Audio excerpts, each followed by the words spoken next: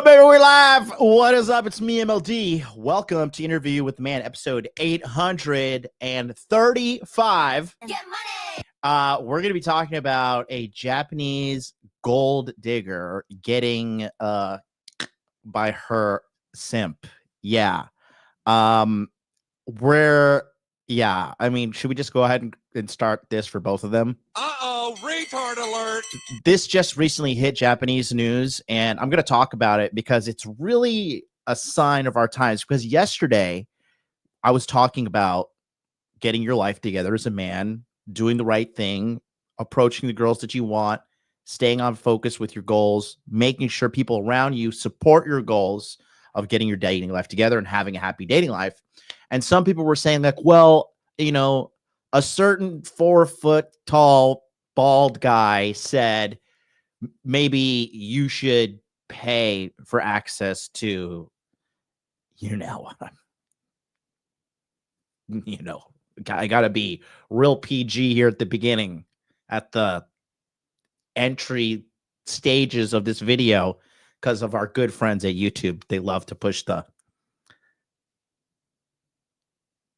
your banned button. Okay. But somebody was saying, hey, what about just, you got to pay for it anyway, so why don't you just pay?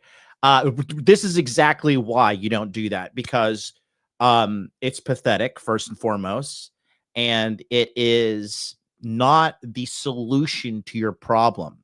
This man in this video, he has been paying for access to, that, okay, his whole life, and now he's going to be in jail and potentially facing, by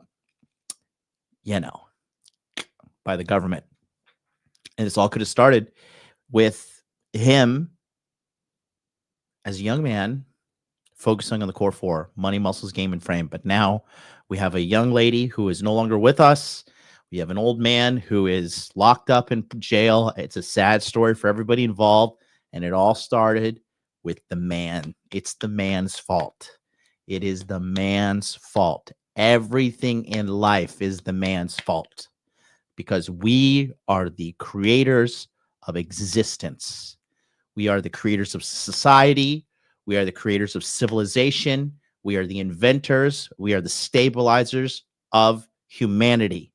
And anything that goes wrong is on men, period. And we're going to talk about this in depth today, because it's going to be a lesson for you to learn about game and then also learn about frame. Okay. So sit tight, get yourself an absurdly large drink. Look at this thing. This is my solution. You see this? You might be thinking, what is this at the bottom? That is organic lemon juice. And today's message is not sponsored by Coke Zero. So I'm going to pour this bad boy up. All right. And you and we're going to have a long needed conversation to help you become the man you want to be. So when you walk into the room that you were walking into, you're no longer ignored by the beautiful women, but you have such a magnetic presence about you that the room, the energy, the shift of everything goes to you. That is what I offer you on this channel, to become an above average male in a time where above average males are going extinct. So it's going to be a great episode. Hit that like, comment, subscribe. If you're watching on the replay. Okay, let's go. Connection established. Make money, make muscles, learn game, hold frame. It starts with learning dating, and then you move on to something else to push humanity forward. That is the philosophy of modern life dating.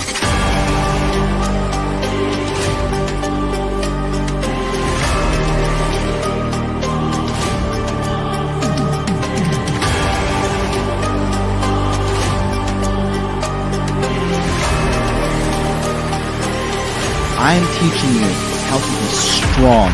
I am teaching you how to be powerful. So when bad things happen to you, you don't quit. Okay, because you don't know how. Because you don't know. No, if I'm not going to explain to myself. In normal conversation where people aren't sitting around and patronizing you because you're loud and obnoxious, and a lot of people don't want to confront you and tell you that. But I'll tell you that right now, young lady.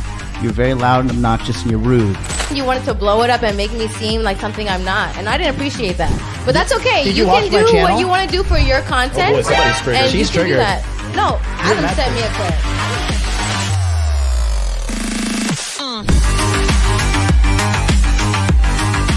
You should want a woman that you can build with. She can build me a sandwich.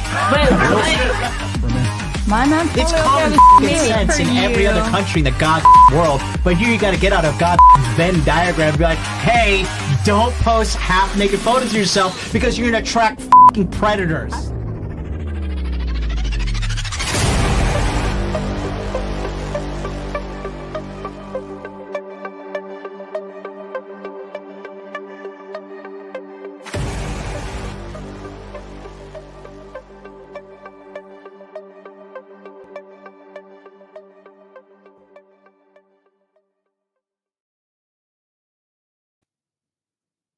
Shalom, my brothers. How are we doing? I hear everybody's upset about the JFK files. You know what I think? I don't care because he's dead. And that happened like 50 years ago. 60 years ago. Why do we care? Why do we care? Does anybody care? I also heard that Israel and Gaza have stopped the ceasefire. And my position is still the same. I don't care. America first. And let's fix your life. Everybody wants to be like, oh, what's happening? I would say the majority of people that are upset about this Israel and Palestine thing cannot even find Israel or Palestine on a map. But you just got nothing in your life going on. So you're like, oh no, the Jews. Or the Palestinians. Whichever. Both don't care. Both don't matter. Oh boy, what a time to be alive, guys. Good morning from Tokyo, although it is a evening for you where you're watching me. Thank you, everybody. Guys, I've got to say, I must have been doing a great time here because recently the signups for the monthly coaching are going through the roof. We will post a little bit more of an update with that. Remember, when you sign up for monthly coaching, you get a free one-on-one call with me. Uh-oh, there goes the camera. What's going on there? You get a one-on-one with me. So definitely do not hesitate if you want to get on and talk directly with me. Not my team, not anybody, but me, the big man, the head honcho, the supreme leader of the Hot Dude Army. Come on down and we'll change your life. In the meantime, let's do my favorite part of the show. Does everybody know what's my favorite part of the show? It is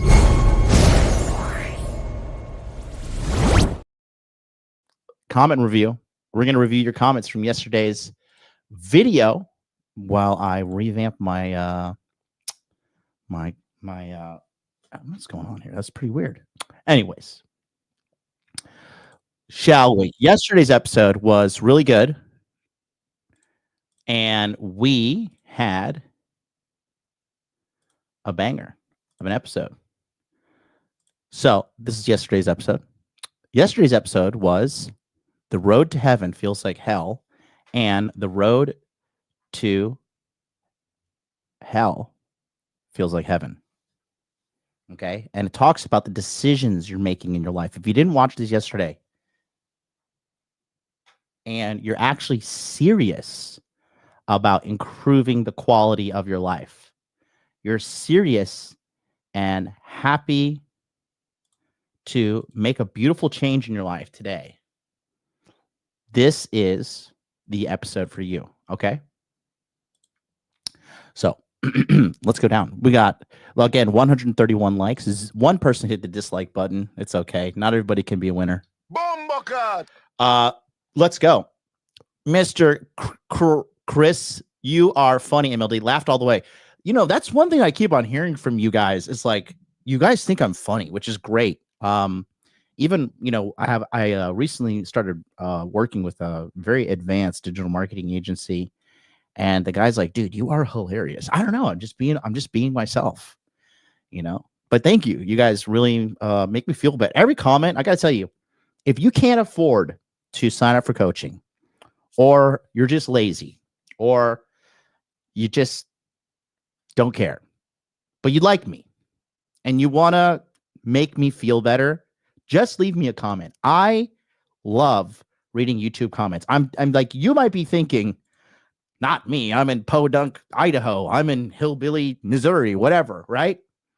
I want to hear from everybody, okay? Even if you're over there. Haram! One of these countries. One of these countries. Okay? I want to hear from you guys, because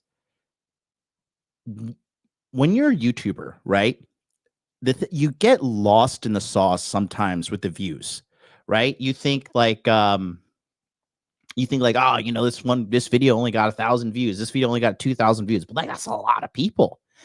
And, you know, recently that gentleman, Richard, he came on the free consultation show 2 weeks ago, and the young black guy who was in Louisiana. Sorry, I forgot your name. I just remember you're tall, young, jacked, good looking black guy, and your girlfriend's in med school. Guys like you, when you guys reach out to me and talk to me, you have to understand it is so valuable to purifying the message for guys like you.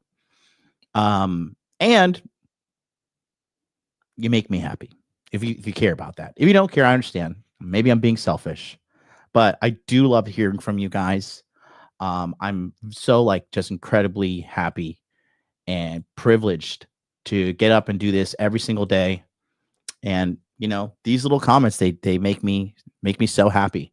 So just want to let you guys know, comment review is very important. That's why I added it to this, because I want to treat this like a community too, right?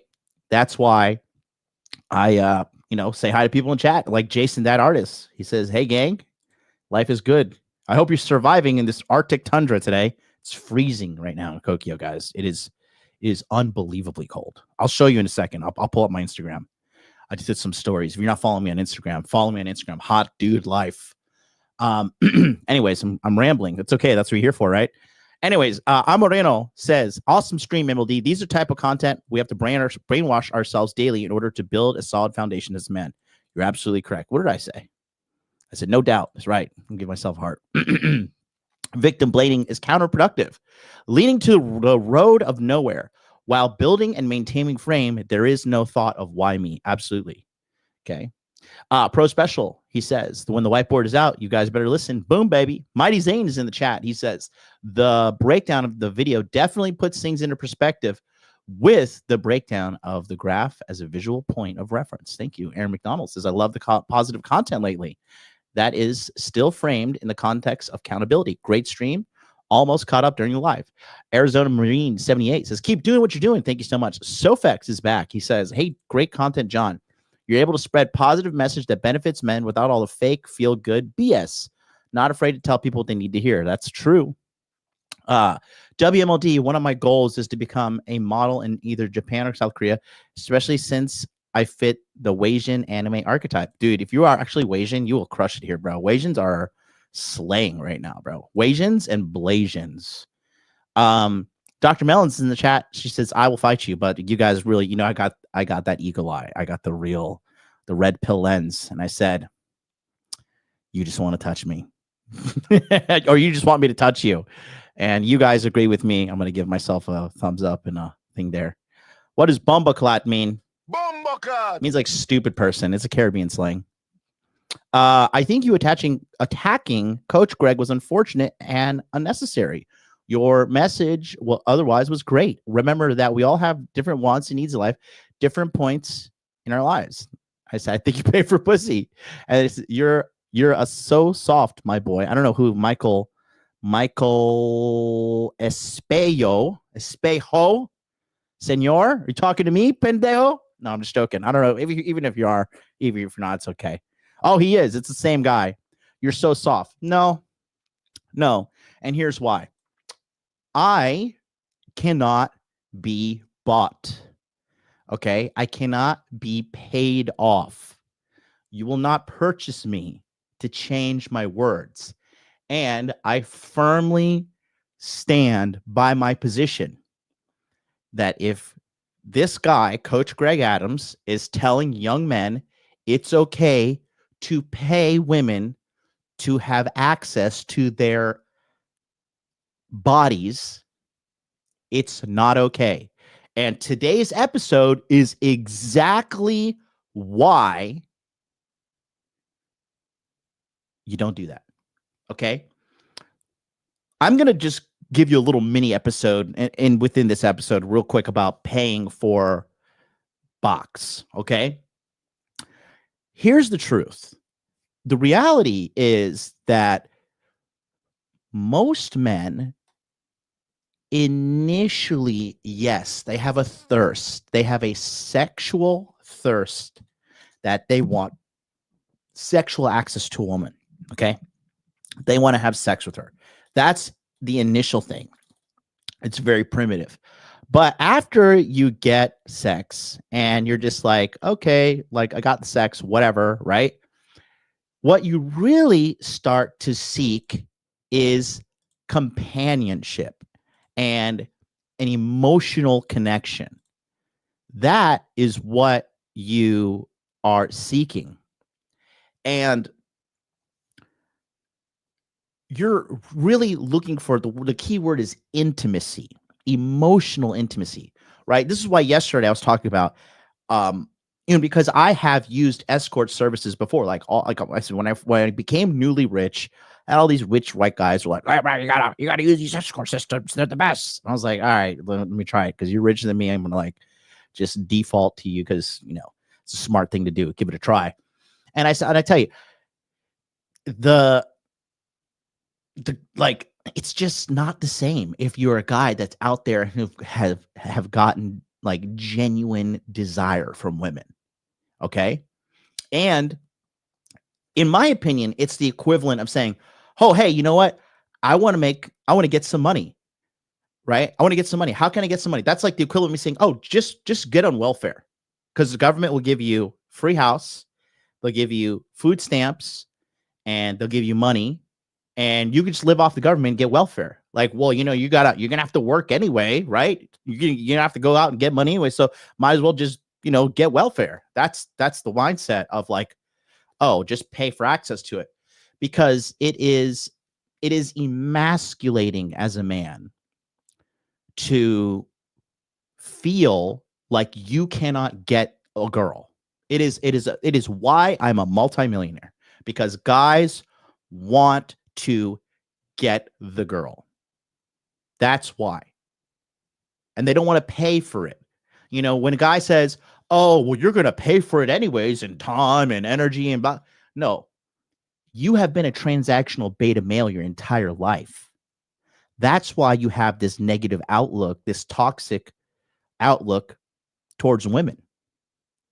You have never experienced genuine burning desire for women. Especially like, bro, I need to get a never been divorced championship, because all these guys, like what I'm seeing is the archetype. Step one, go out there and get married by your own stupidity. Step two, get divorced. Step three, go bald. Step four, grow a beard. Step five, talk shit about women. Oh, look at that. Congratulations. You're a masculine dating coach with your sea of failures behind you.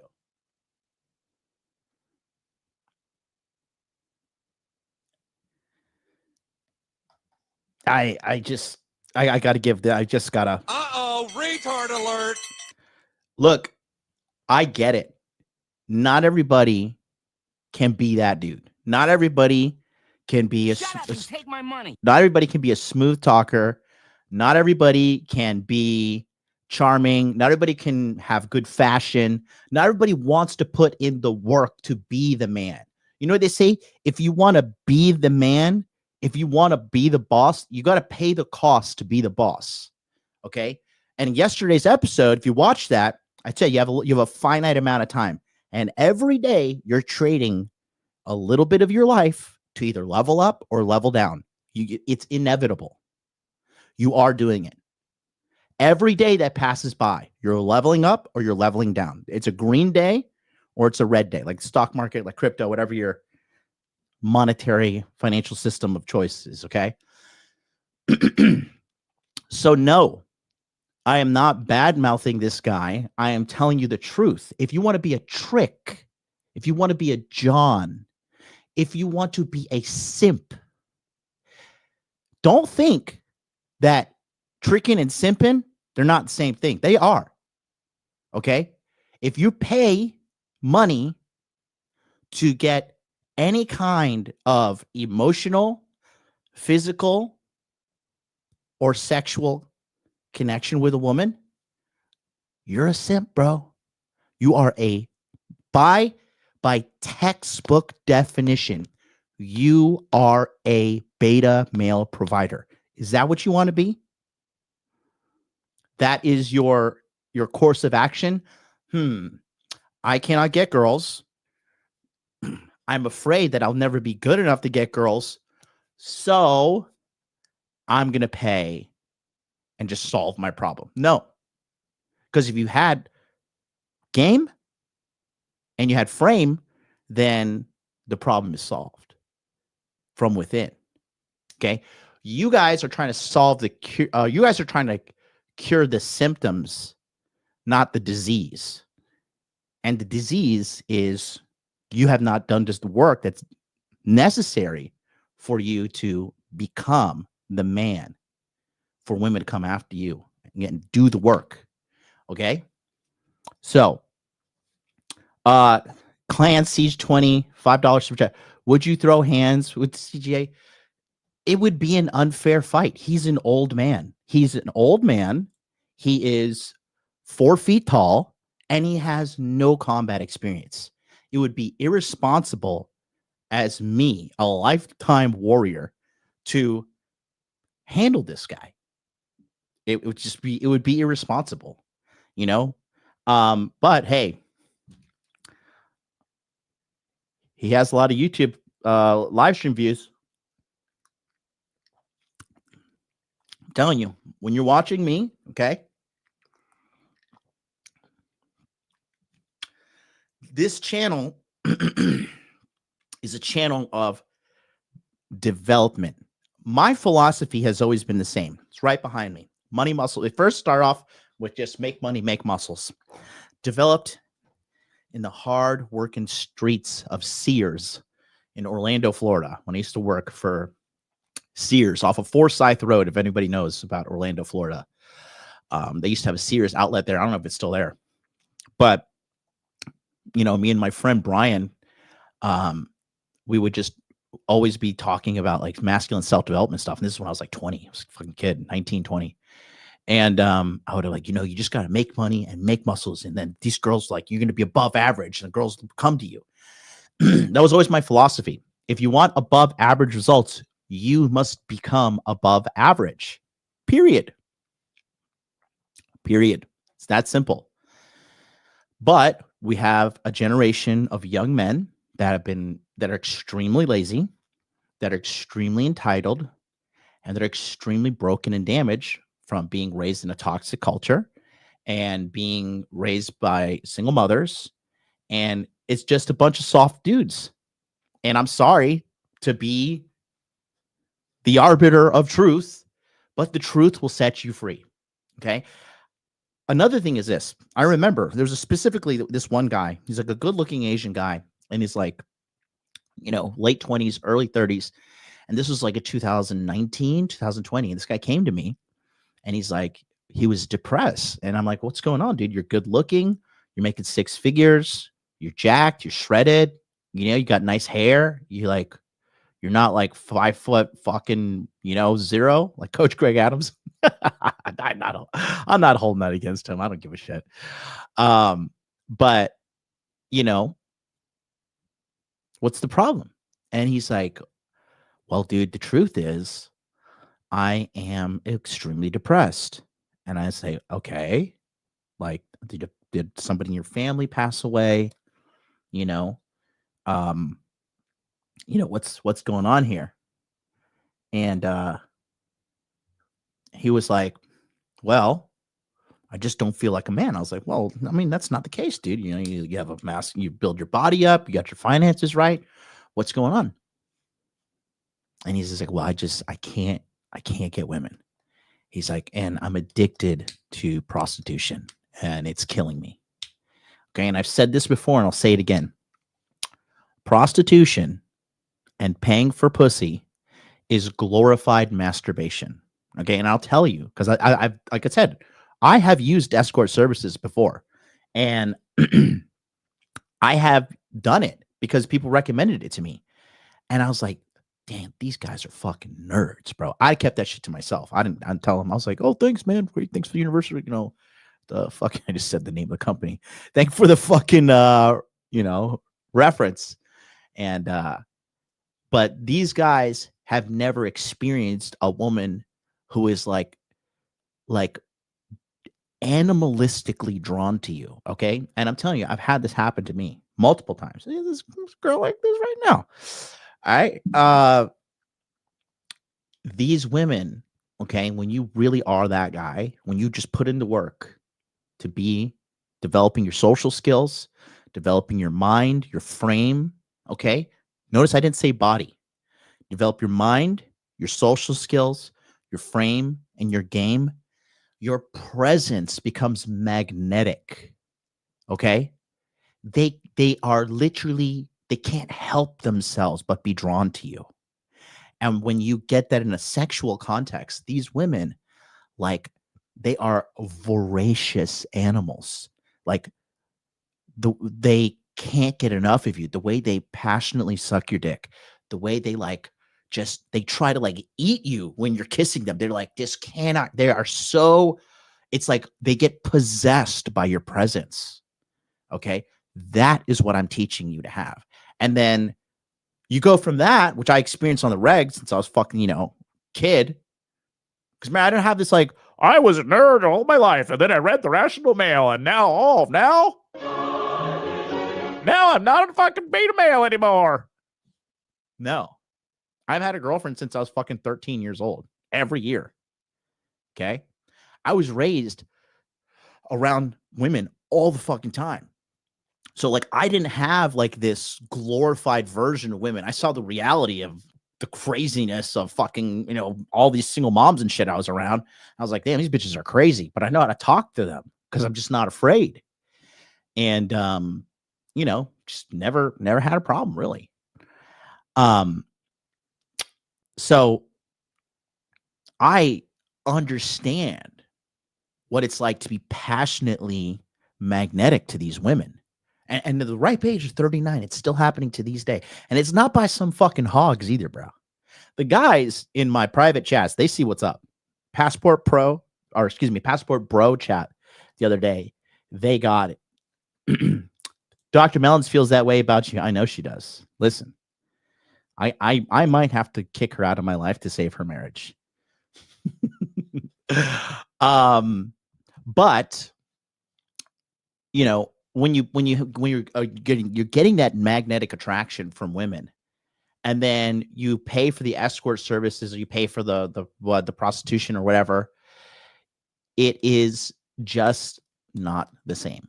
Okay, it's like, has anybody here had a very like phenomenal cut of filet mignon or wagyu, right?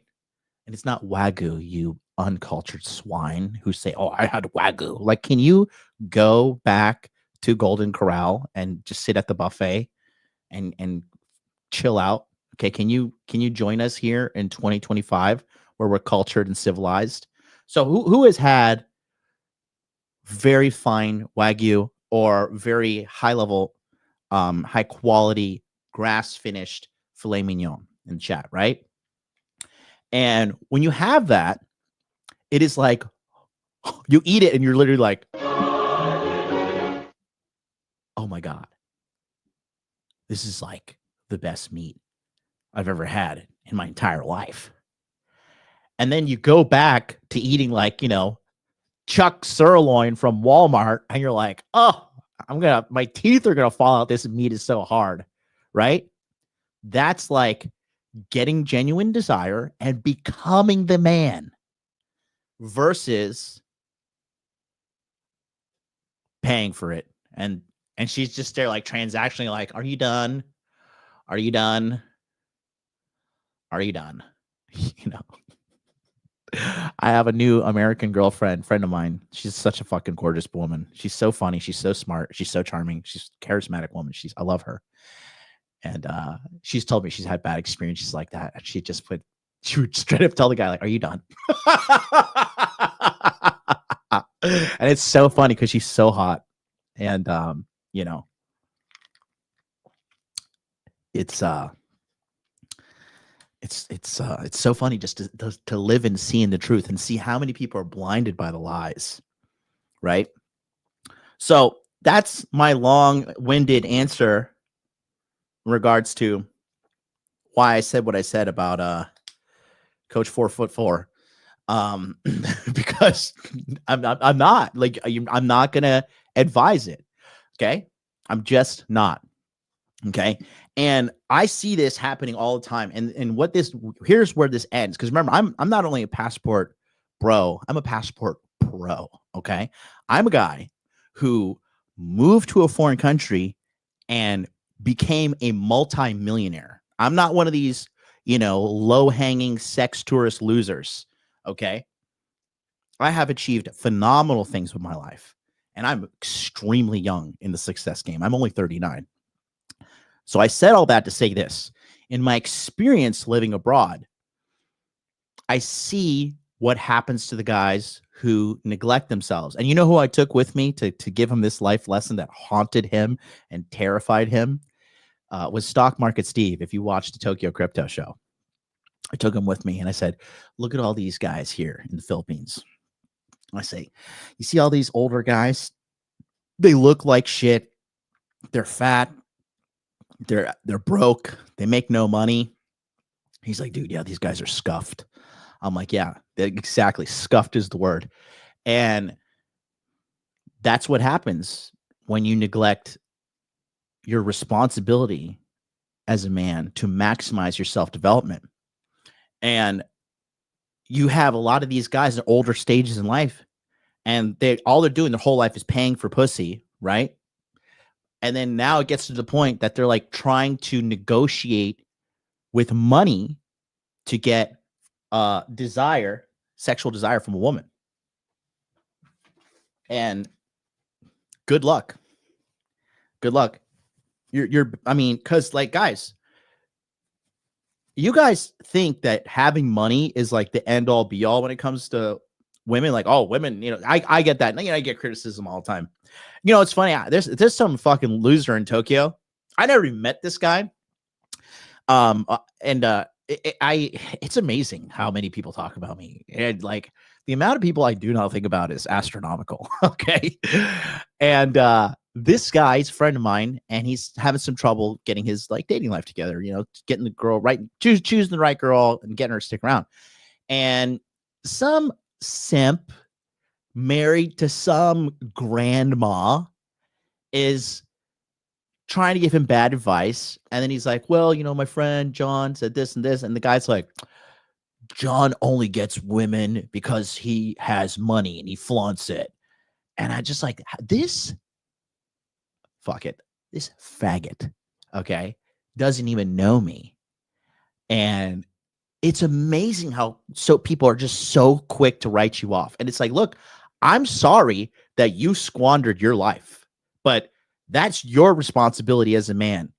Okay. I'm not going to hold your hand through life and be like, oh, okay, did we check our macros today? Did we study today? Okay. Hey, you're not looking at pornography, are you? Did you go to bed on time? Are you trying to get a promotion? No. You're a grown man. If your life sucks, that's on you. And I honestly, I like losers, because the more losers there are out there, You guys just raise my value. Okay? It's like I'm an iPhone in a sea of Android users. So he wants to downplay and say, oh, you're just using money. You're just using money. Blah. Okay? And it's funny because all this stuff is a projection because they can't get game. His bitch is 40 and she's talking back, right? So you see all these guys in their later parts of their life, and they are just so full of bitterness, anger, and rage because they squandered their lives, right? So I said all that to say this. I have seen the end game, okay, for guys who forsake the core four, money, muscles, game frame. I have seen the end game, okay? And you do not want that to be you. Because remember, when you take a shortcut in life, the only person you're shortcutting is yourself. That's it. That is it. You know, if you like want to post pictures of your body on Instagram, but you're like, oh, I gotta like twist at this angle and like hold my fat down and suck my stomach in it. Okay, I got like, okay, I can let it all out. You're only fooling yourself, bro. You could fool everybody around you, you know, post all your motivational quotes and stuff, but then go eat Wendy's at 3 o'clock in the morning. Just listen. I'm just telling you. I'm just telling you. Okay. I have been that guy and it sucks. And the greatest feeling in the world is to know with absolute certainty you are putting in the work to become the man you want to be. And I got to tell you this now, and I've been saying this lately. Okay. I am so proud and happy of the man I have become. When I interact with people, when I see that, you know, the women like me, I know how to command a room. People with money respect me, want to be around me. You know, I get invited to stuff all the time that I don't want to go to, right? It is the best feeling in the world, guys. It is the best feeling in the world to become the man that you want to be. It takes time, it takes effort, and it's not linear progression. It is a tumultuous path. But if you can endure, if you can push through, if you can really bite down on your mouthpiece and just go toe to toe with life and swing and swing and swing, and you're going to get hit and you're going to get some licks in. Okay. But at the end of the day, if you keep pushing forward, you keep enduring, you will win. Okay. Remember that. So that was my little mini episode within the episode. I'm going to give myself a 10 out of 10 on that. I have to thank the Academy. What's your take on Legion of Men? This guy is a crybaby. This guy is a beta male. Don't let him fool you. I can see the bitch in his eyes. I don't like what he's doing. And he's doing it. The number one thing that pisses me off about guys like him, because I literally have it in my to-do list this week. It's called The Rise of the Crybaby Channels. And all these dudes do is sit around and cry like a fucking woman about the problems that are happening. But crying about problems, okay, it doesn't change anything. It doesn't change a single fucking thing. Okay? So, and the thing is, he's doing it for money. He is like these kind of channels. There is never a message of how to change. There is never a message of hope. There is never a strategy because these guys haven't done it. Period. They just sit there and cry and cry and cry and cry and cry. And it's fucking pathetic. Okay. So I said I was going to show you. Look at this. Take a look at this. If you don't follow me on Instagram, look at this. Look. Okay. So this is my view up here in the big bowling 58th floor. Take a look at this. So this is my view, right? This is before I went to bed at 4:38 in the morning. Okay. There's me. Look at this. It's my lovely assistant, Happy Chan. So it's March. And it's fucking snowing. I can't do this.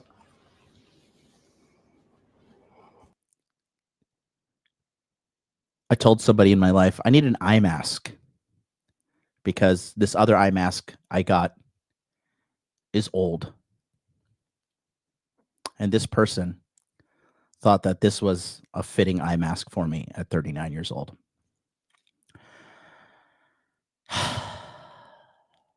Bombocad! Oop, can't play that. That's me. Fit check. We're getting there, boys, slowly but surely. But this is what I wanted to show you. Look at this.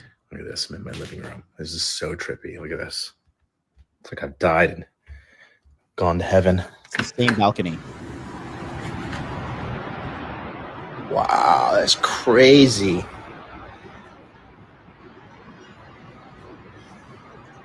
That is so cool. Not using the ice bath today.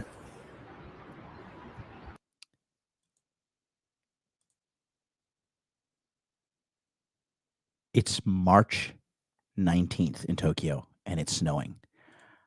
I cannot get the hell out of here soon enough. And thank God this Friday, I'm going to Hawaii for the Millionaire Mastermind Retreat. So that's going to be fantastic. But yeah, you see, so if you look at my life and you look at everything I'm doing and you're like, man, that's cool. That's great. Like this is something I could get on board with and see myself doing. Right. That is what I want to be talking to you guys about today. Okay. I want to be talking to you about the path you need to go down.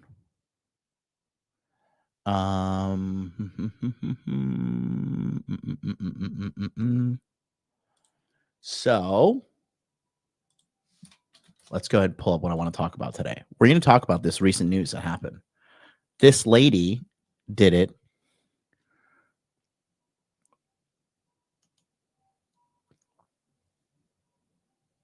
Okay. Okay. So I want to talk to you about what has recently happened. Okay. So recently, this was like within like the last couple weeks, the news has been all over this, bro. So there is a streamer. Okay. Her name is IWAM. Okay. And this happened about 6-7 days ago. Okay. So she was 22 years old, and her that's her streamer name is IWAM. Okay. Her real name is Airi Sato. Okay. And she is a gold digger. Okay. So in Japan, there is how do I put this? Okay. In Japan, there is a lot of lying that is socially acceptable in this culture. Okay. A lot of lying. And it's really annoying. Okay. There's a lot of fakeness. That's why everybody comes to Japan. Japan is the land of the superficial. Okay. Where everybody's polite on the surface level. Everybody's kind. Everybody's cool. But their real intentions aren't seen until you really got them liquored up, to be honest with you. Okay. And this girl was working at something called a Kabakura. Okay.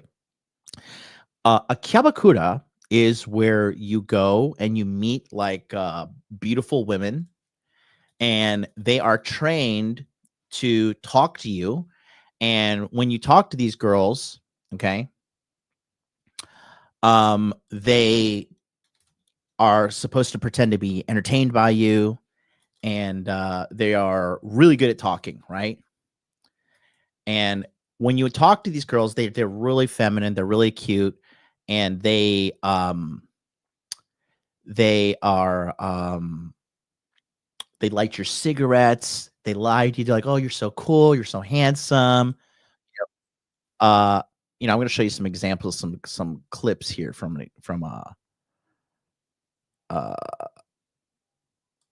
inside these things, right? These girls, they are, like, here's an example. Okay, I'm just not going to play the audio on this, but you can see here. Okay, they are like, this is what the girls look like. They are paid to, or you're basically paying to have access to these girls. And then you sit around and they talk to you, like, here, like, they dress up really pretty and cute, and you sit to drink with them, and like the standard drink is anywhere between like $10 to $20 per drink for the girl, and then they get a commission on the drink. And they are pressured and incentivized to say, like, oh, well, why don't you like pop this bottle with me? And then this is a bottle of champagne. It's my favorite champagne, blah, blah, blah. It's like $800, right? So it's like VIP, but a beautiful girl is there attached with you. And she's gassing you up and lying to you. And it's typically like older guys that go there, or guys with no game. Guys are basically pathetic. Basic guys who pay for pussy. I'm telling you, it's a global thing, but it's all leads the same way. Okay. So they post stuff like this when the girls are like really doing well. This is like a flex, for example, right? This here, like, so they'll post a picture of them with all the bottles. As you can see, these bottles in the back are Perrier. If you guys don't know, this back row of bottles here is Perrier Jouet Rosé. And you can tell by these floral patterns on the bottles. This is hand painted in France. This is very good. Honestly, this is my choice champagne, Perrier Jouet Rosé in the back row. And then you have some regular Perrier Jouet here, and then you have some Dom Perignon, which I personally hate. It's disgusting, but hey, it's all good. And it looks like she got some bottles of Cristal. Cristal is good here. This gold label here is Cristal. This gold label here is Cristal. But this is like a basically flex, right? And some of these girls, the top girls, some of these girls are making like $100,000 a month. But it's grueling strategy. It's like a grueling schedule. Like, these girls have to drink 4, 5, 6 days out of the week, bro. It's unbelievable how much these girls have to drink. And it's kind of depressing, honestly. A lot of these girls get caught up in this kind of like bullying by the management and the staff. And I've actually done some episodes about the host clubs too, right? And, there is just, there's so many downsides to this, right? So this girl was also working as a hostess. So you have to remember, these girls are professional hustlers, professional finessers, right? And this guy and her were communicating online. Okay. So what ended up happening was she was finessing him. Actually, you know what? Let me just go into the video, because I want to kind of explain it with the video as well. Okay. Okay, here we go. Left an entire country in an incident that has left an entire country in a state of absolute shock. Oh, hold on. Here we go. On the 11th of March, 2025, a 22-year-old influencer by the name of Imogami was stabbed live on stream in broad daylight Japan. It's already quite rare to find a murder in this country, but what's even more rare is a violent crime of this nature, where the victim gets stabbed over 30 times. So it's no wonder that people weren't just shocked, they were visibly confused. So, remember how Coach 5'4" was saying, 4'10" was saying, oh, just pay for pussy, just pay for it, just pay for pussy, it's gonna be okay. This guy paid for pussy. And when you pay for pussy, you shortcut yourself in learning game. And when you shortcut yourself in learning game, you are leaving yourself open to be finessed by a woman. So she finessed him for like the equivalent of $20,000 in Japanese money. And then she blocked him.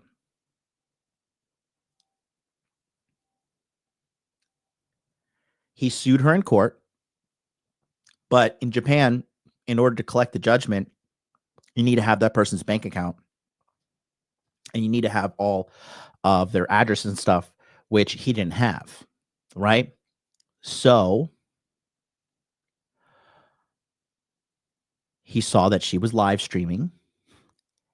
And with 6,000 people watching live, he stabbed her to death and killed her in broad fucking daylight. Okay?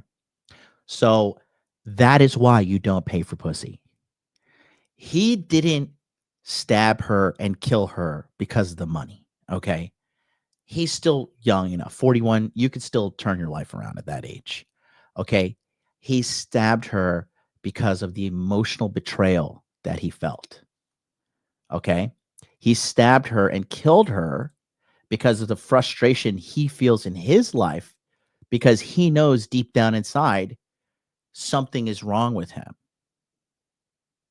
He knows that he's missing a critical component to life, which is understanding and learning game as a man. Okay?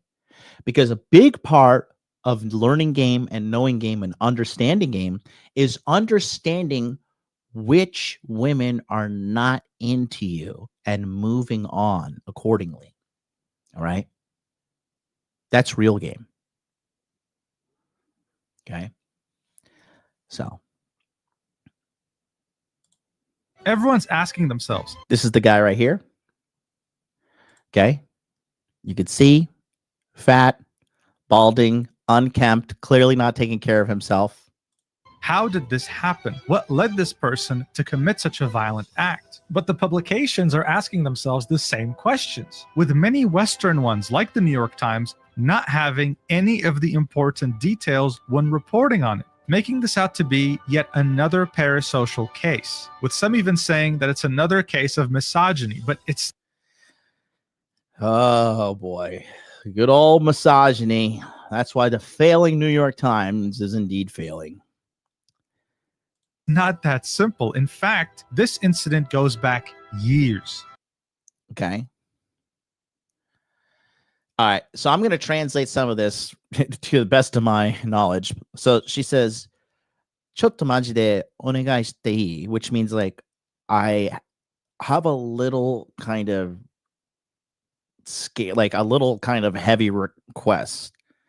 And then he says, "What is it?" And then she is, what I'm remembering is that she is saying that she basically needs money from him, right?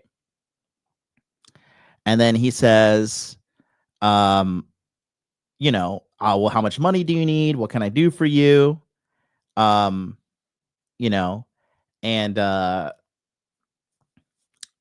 she begins to finesse him. Okay.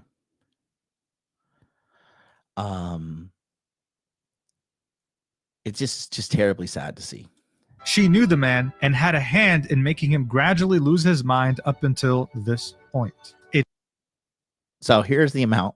Doesn't get crazier than this, and we're going to talk about everything from the beginning. So let's do this.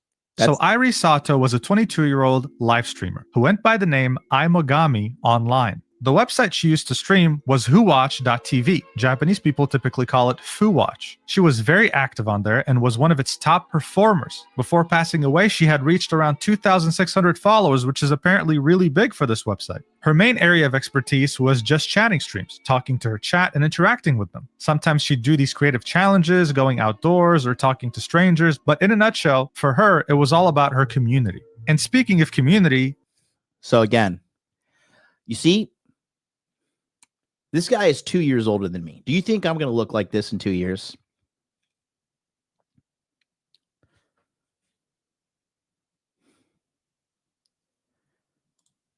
Look at me. Side profile.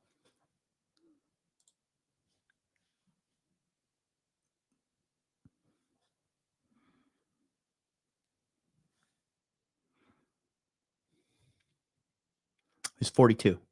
He's like 2 years and change older than me.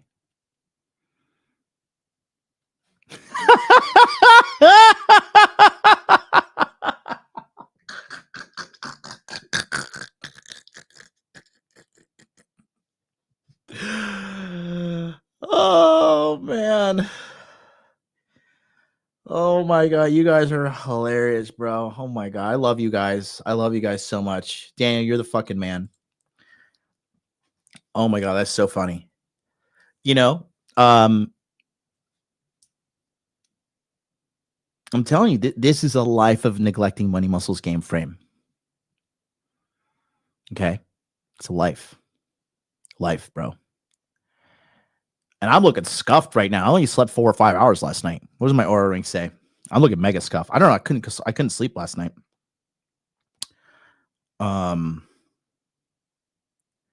But you see, the point I'm trying to make here is like this, like it starts. It's like using drugs, right? Or for anybody who has had, like, I have had episodes of binge eating. I think we all have as humans, right? Where you're like, okay, like I'm just gonna eat like one French fry, and then you're at a restaurant, you're like, fuck it, like I'll order the cheese fries, I'll order the burger, I'll eat McDonald's, I'll eat, you just go on a binge, and you're like, this started with one French fry, when you think like, okay, I'm just gonna look at pornography once, like I just gotta get it out of my system, and I'll clear my mind, whatever bullshit you got to tell yourself because you have no self-control. All right, and then you're like, okay, it's gonna be fine. Okay,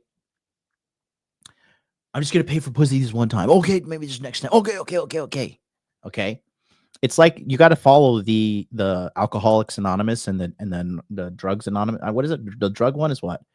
Narcotics Anonymous, is it? I forget. But AA, and then there's the drug one, which they say is 1 is too many and 1,000 is never enough.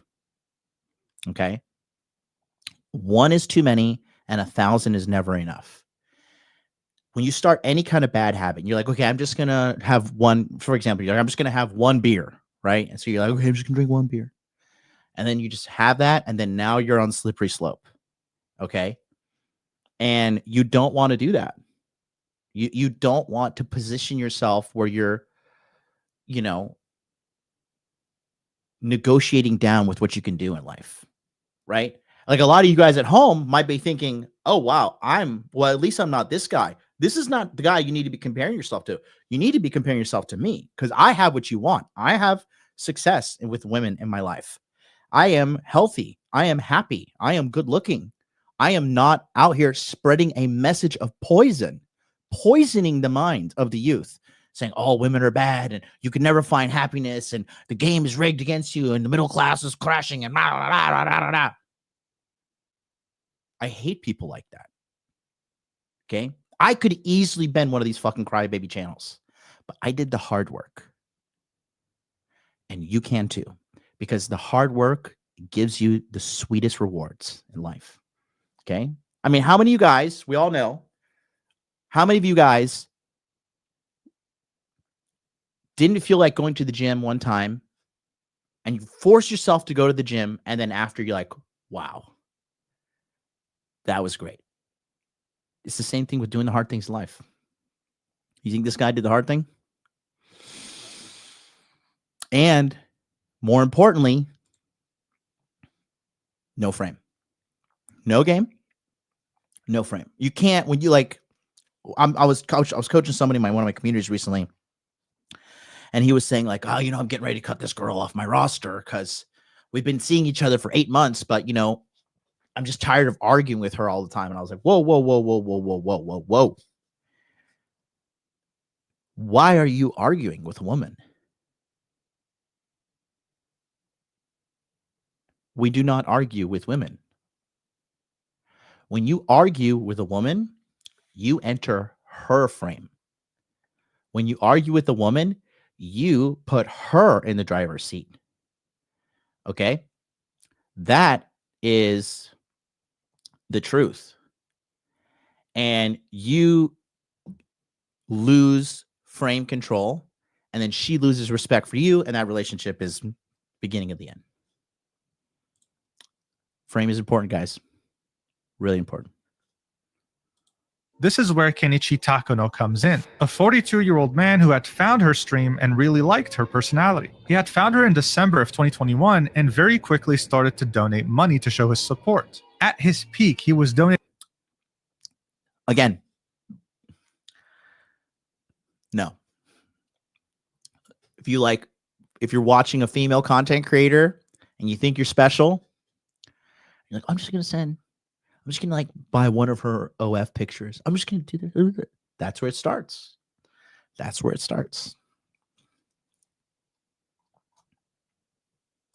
Donating over 100,000 yen a month. That is not a small amount of money today, being 600. So this is actually today's currency exchange rate, but in 2021, when he was sending it, that was like the equivalent of sending, because the yen is shitting the bed right now. He was sending about $1,000 a month, bro. $1,000 a month. And here's why. For everybody who says, oh, it's okay, just pay for pussy. No, you retard. Why do you think he was sending $1,000 a month? In Japan, you can get pussy any fucking prefecture. Literally, it is the websites to like order pussy here are disgusting, dude. You can literally do whatever you want. You can click like, I want this bitch and I want to like upsell to shit on her. I want to choke her. I want to fucking fuck her in the ass. Like there are literally click options to whatever your filth is. You can get it in Japan with a smile on her face. Okay. So, and it's way cheaper. Okay. He was paying 100,000 yen. You can get a fucking prostitute as like low as 15,000. And if you want to go like higher end, it's like, I don't know, like 40, 50,000 yen. And that would have been more of an economic solution, but he was craving intimacy. He was craving real love, a genuine connection. That's why he's sending $1,000 a month to this fucking hoe. Exactly. Baron Gaslight right there. He wanted a connection. Yep. Yes. Matt W says he was paying for attention. Yep. He wanted he wanted intimacy. I was going to say efficiency. This is very inefficient. But yeah, he wanted that. OC Flies, what the F? You can Uber Eats pussy in Japan? Yeah, it's called Delivery Health. Anybody Hersu? Yep.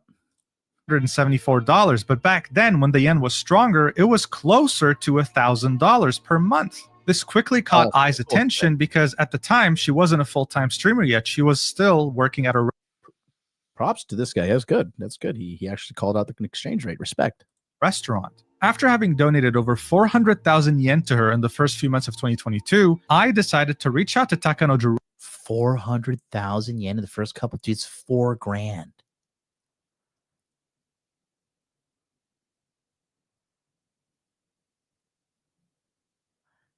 He thought he had a connection. You got an internet connection, bro. You're sending that Wi-Fi money to this hoe.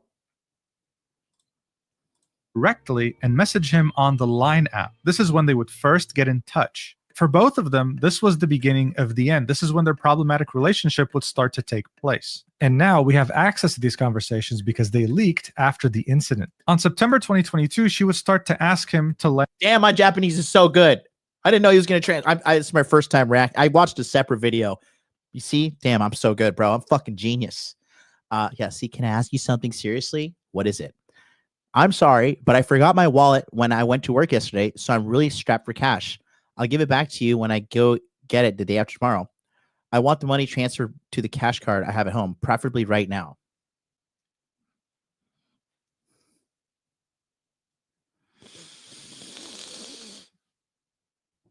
Stop the cap. This is, bro. No. No.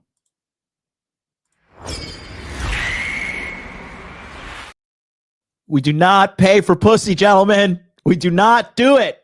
Okay? We do not do it.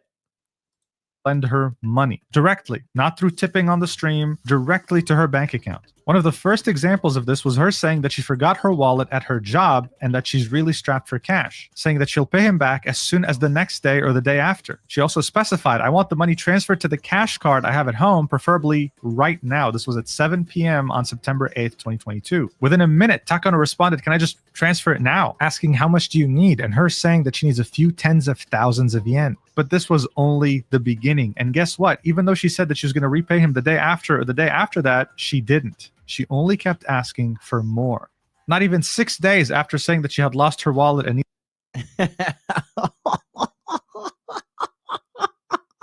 oh my God.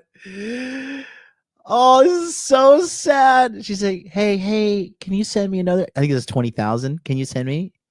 And then he's like, right now. Here, let's let translation. I'm just showing off of my Japanese ability now. Sorry. Iken no kana? Konbini. Oh my God.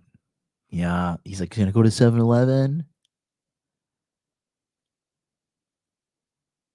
But this time is impossible. Oh, wow. Needed a few thousands to last her for the next day. She went ahead and asked for another 20,000 yen. But it's like $200. And Ima, this is an incorrect translation. He said, right now. And he's like, would 7 will be okay? I'll go in. And then he's like, couldn't do it. She wouldn't take no for an answer. He said he couldn't do it with his card. And then she was like, well, what about a direct transfer from your bank account then? And Takano would always find a way. She would do this almost every week for a while, right? Here. Jesus Christ. This is so sad, man. This is pathetic. This is pathetic. One time I was with the jerk girl, and I'm like, she was like, oh, I really want this computer. Right. And I could tell. I met her off of Bumble and we were having sex and stuff. And I think she thought I was some kind of fucking simp. And she's like, I want this computer. I was like, how much is it? And she's like, oh, it's only this much price. And I was leading her on, right? And I was like, really? I was like, what are the features and stuff? And all that. I was like, and she was like, oh, it's this, and this. I was like, wow, that's really cool. She's like, yeah. I was like, you should get a part-time job. Like, that'll help you get it. And she was so fucking mad. So you should get a part-time job. Like, you could probably have that, 1 to 2 months. She was pissed. Oh man. God, and that's the sign that it's pretty. If you're watching this kind of content, well, I would hope, but anyways, I'll just give it to you straight. If you're with a girl and at any point during your relationship, she I would say if you start asking for money or things within the first 3 to 6 months, she views you as a beta provider, and you gotta get rid of her. It's not, you're gonna end up like this dude. It's just sad, bro. What are the Jap girls buying with all that money in Louis Vuitton bags? Of course, Louis Vuitton, just luxury crap. They're still women. They want to flex on Instagram too. And they get on Instagram, they're like, here, actually we get more pro.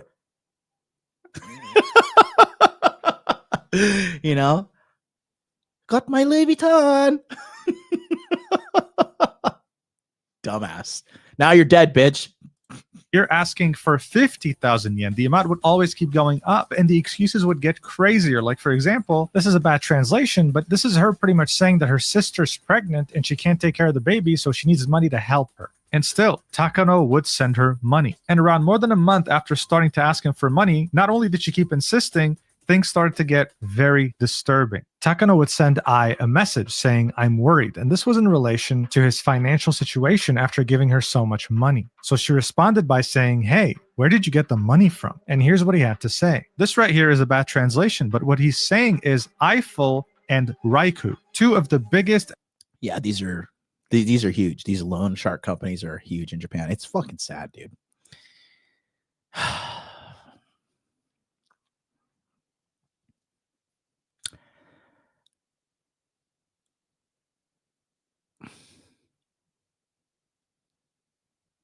No, I'm not going to tell you guys the story, but you can look at this situation, mentally think what I'm talking against. And there's a reason I know these companies exist. Let's just put it that way. Not that I've used them, but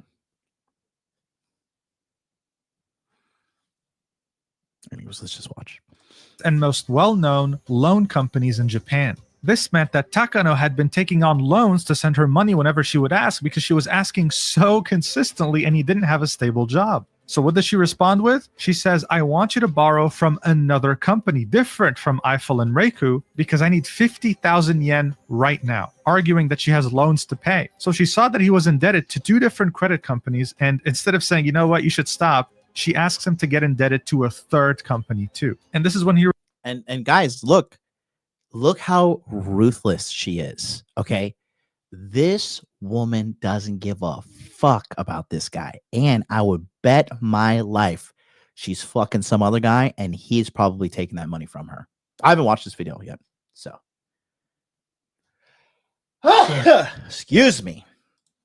He reveals something even more disturbing. He says, it's really tough. In fact, soon it will be revealed that I lied and borrowed it. So to get the loan, he had to fake his income and other details about his employment. And again, this was her chance to say, you know what? Let's lay off this. I'll find someone else or I'll find another solution. No, she triples down and says, I looked into it. And it turns out that if you have a job that qualifies you.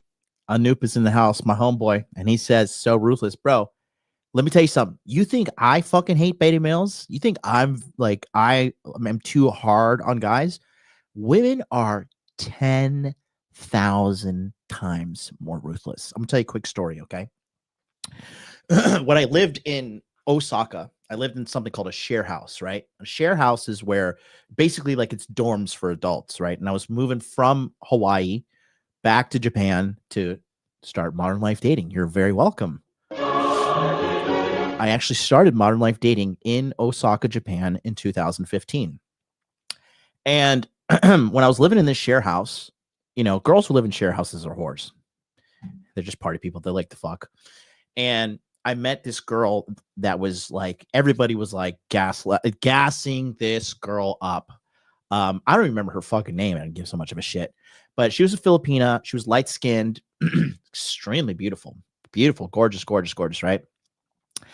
And she was like totally into me because every month they had like a community party, right?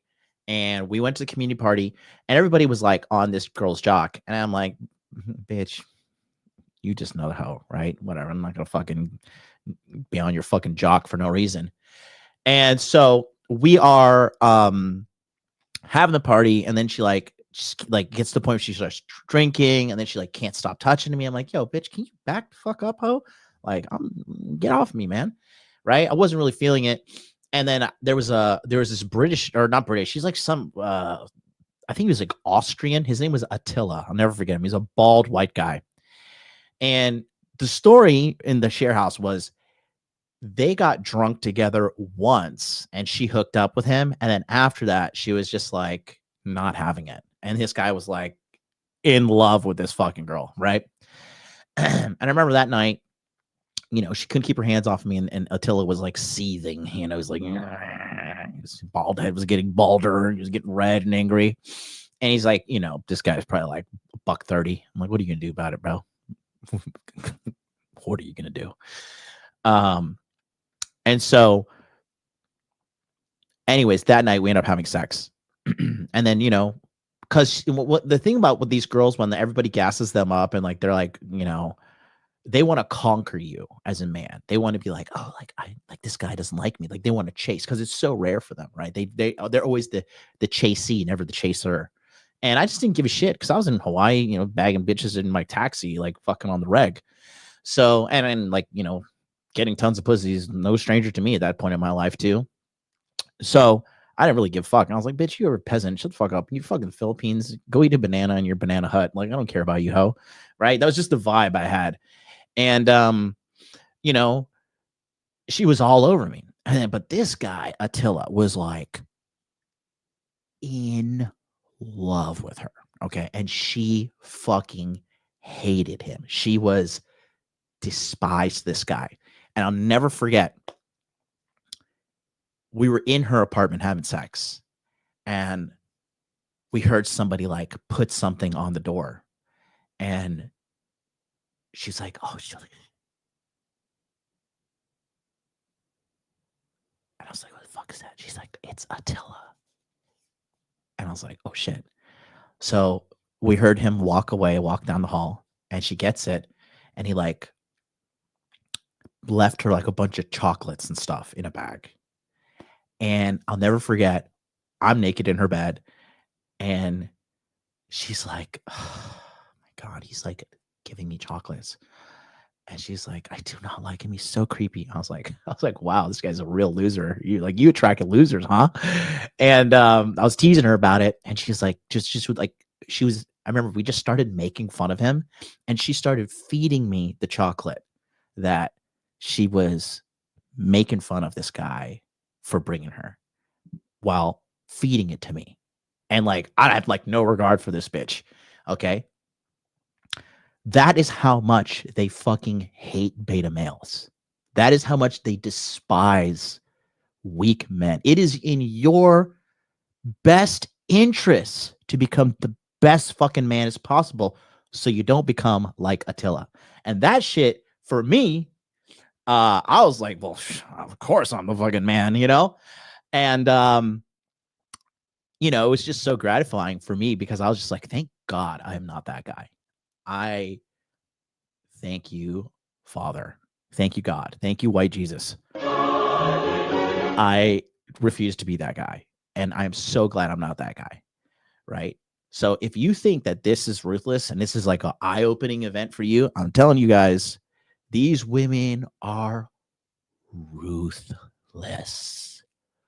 You think men are cold and savage? Bro, you have no idea. No idea. These girls, if they don't like you anymore and you're in a relationship, they will cheat on you. They will do the nastiest things with the man that they're looking for, because inside they feel tricked by you. They feel like duped by you because you pretended to be something you were not. Okay? Happy women don't stray. Mentally healthy women don't stray. But it doesn't matter, because at the end of the day, a woman's a woman. And if you start shortchanging yourself, I'll just skip the gym here. I'll just drink beers with the boys instead of working on that side business or making a side income, or, you know, just one beer. It's never just one beer. Y'all know that. One beer turns into 10. Next thing you know, you're getting home 3, 4 o'clock in the morning, ate a bunch of pizza. Come on, guys. Just telling you. I am set for life. Okay? I'm set for life. I'm good. I'm doing the Lord's work. Okay? Helping you boys out. And if you don't have a beautiful woman by your side, that's on you, because it's totally doable. It doesn't matter if you're fucking Indian or fat or short or bald or whatever cope there is out there these days. I don't give a fuck. Okay? Effort is the great equalizer. Right? It's on you. And you can do it. If I could do it, you can do it. We are all cut from the same cloth. All right? It is great, great, great effort that I've put into my life to present to you what I have now. And I said, you think this is ruthless? Bro, this is nothing. This is the tip of the iceberg of how much women hate weak men. You as a self-employed person, or you're receiving the money in a tax-friendly way, you can still borrow the money even if you can't prove it, so it wouldn't be a lie. And then he specified very clearly, I lied about my annual income and working. Sorry, I got to bring this up. Fried chicken. Bro, she looks so innocent. Bro, that's your biggest mistake right there. With all due respect, my G. Okay? Don't project what you want her to be. If you watch this bitch as a Japanese dude and you know she works in a hostess club, that ain't no innocent bitch. This girl has gone through the mental process of thinking, yeah, I'm going to engage in soft prostitution. You know? Hours. But the conversation still goes on, and she keeps insisting. Even if you don't have your personal information registered as a regular employee, you can still pass the screening, and it's often impossible to confirm, so there's no way they'll find out if it's true or not. I went through because I couldn't confirm it. So I want to point out the fact that she was an expert at this, as if she's done this multiple times before. Even a financial advisor wouldn't know all this. So it does beg the question, was he her only victim at this point? We still don't know. He also states that he's been ignoring the credit companies and that he'll probably be getting a lump sum bill because he's been ignoring them. Also specifying that the billing address that he put was his parents' house. So his entire family was implicated at this point, but she just didn't care. He says, I'm getting scared of lying to borrow money now. And then she says, there's nothing I can do. I did it once. And then Takano says, so whatever happens, happens. So at this point, yeah, you might be asking yourself many questions. Why is this guy doing this? Well, look, from all the text messages that leaked, he wasn't perverted. He never asked for any nudes or anything weird. It seemed that he just really liked watching her streams. She reached out to him for help, and he just couldn't say no. But AKA, he was looking for intimacy, emotional intimacy that you cannot get by pulling out some dollars and paying for pussy. You think it's a shortcut, and you're only shortcutting yourself. even if he wanted to say no, she was very good at emotionally manipulating him, as evidenced by these messages. Look at this. He tells her in the beginning of November 2022 that he had applied to Raiku, right, the credit agency, to get more money to gift to her. She replies with, yeah, with this emoji. Takano then says, I hope I can borrow it, with a cute emoji. 15 minutes later, what does she reply with? She says, I want to die if I can't borrow money. Takano says, don't say that. I replies with, I want to do it. So this is complete and utter emotional manipulation. This is disgusting. But obviously, it gets worse. He falls asleep briefly for around more than an hour. He says, I fell asleep, then says, I stay alive. Then she says, Takano, I can't live without you. Then he replies with, I'm happy. Me too, I can't live without you. And then Megami finishes off the conversation by saying,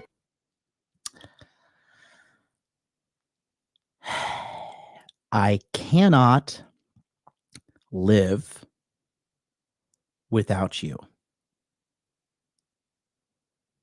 Even though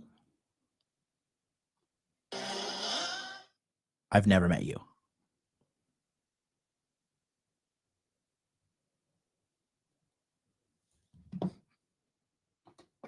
What you just said is one of the most insanely idiotic things I have ever heard. At no point in your rambling, incoherent response were you even close to anything that could be considered a rational thought. Everyone in this room is now dumber for having listened to it. I award you no points, and may God have mercy on your soul. In jail! I can't live. If one of you guys in the chat said to me, MLD, I can't live without you, I'd be like, buddy, can we dial that back a little bit? Like, that's a little weird, you know? God, Lord have mercy, deliver us, Father. Father, forgive us, for we have sinned as mankind. We have fallen from grace.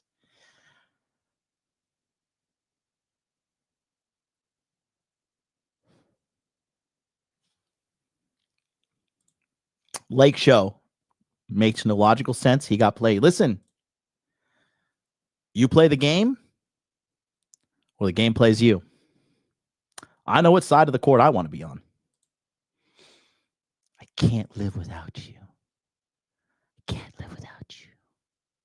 Now, she's also a piece of shit.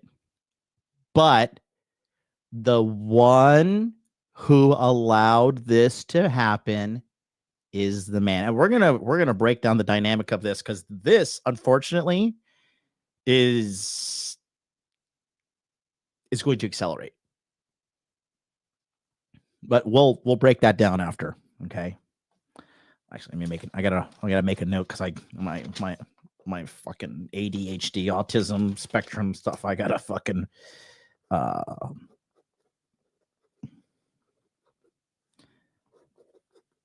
Okay, here we go.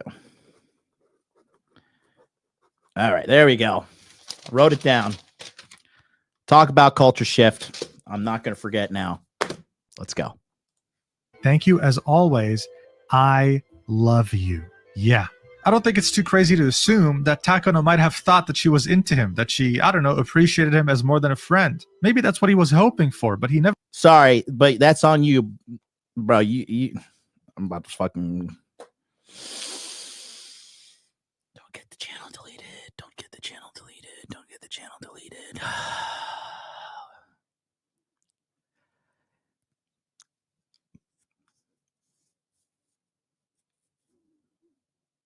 Sad, bro.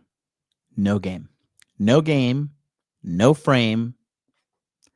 Now you killed bitch.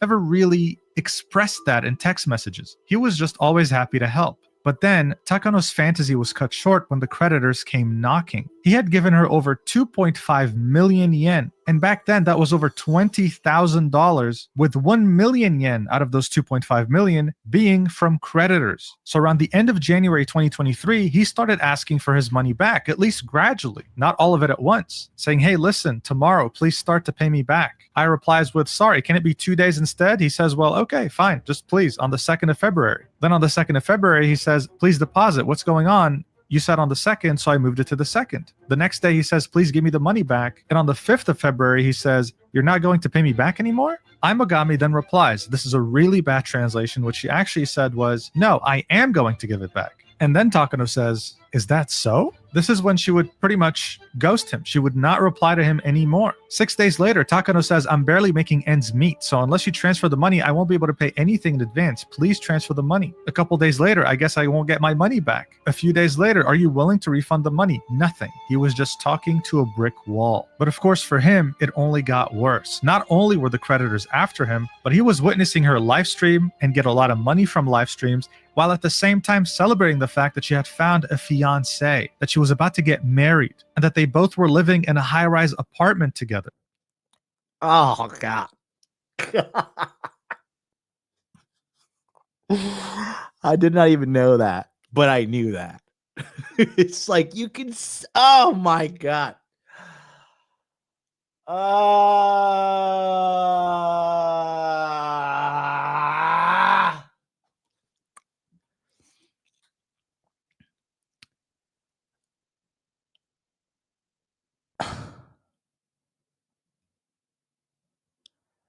Now, I don't know if this is real, if she really was. Maybe we're going to find out here. But like I said, okay, let me just. All right, guys. All right, listen. We're breaking out the whiteboard, okay? Because we gotta draw this out, okay? Okay. We're going to draw this out now, and we're going to show you, okay?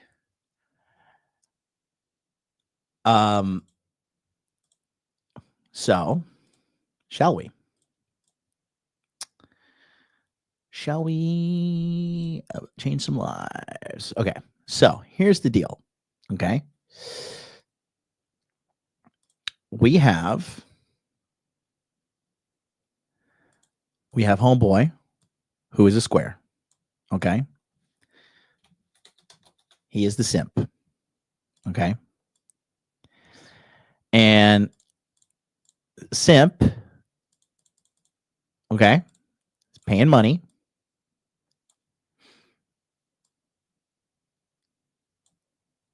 So the simp is paying money to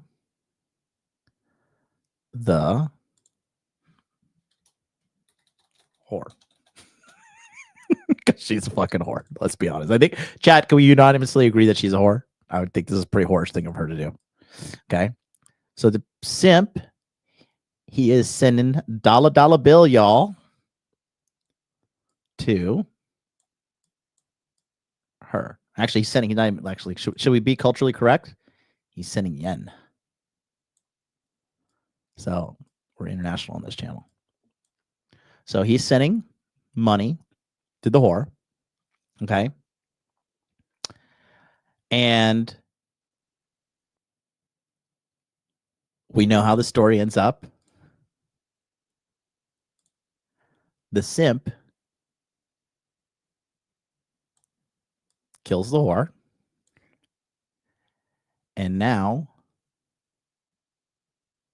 the simp will be most likely killed, executed. Okay. But there's a third player here. I'm assuming, right? If this is true, this is evil. This is dark, but this is the truth. This is the guy with game. He gets the money. He loses the whore, but reality is he's won. This guy is out of the picture. No longer a problem. Yeah, she's dead, but he's got money. He's got game. And guess what? When you have game,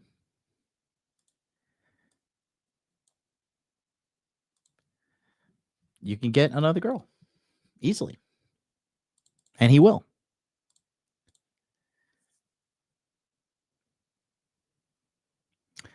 Is this a real fiance? That's a good question.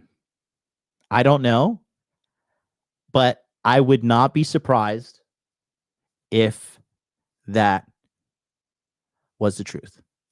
Okay. He has game and he also has frame. Because he told her, hey, bitch, go give me some money. Find one of these simp ass losers, have him get into debt, have him bring me some money. If this guy was there. Even if this guy is not there, okay, and this is the only equation we have here, even if this is the only equation, okay, his life is cooked figuratively, and her life is cooked quite literally. And this could have all been avoided even if homeboy had game and frame.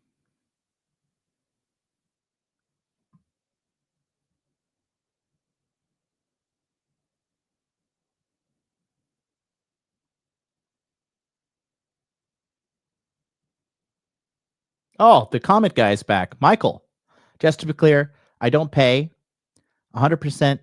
That paying means not experiencing the best part of her desire. Yeah.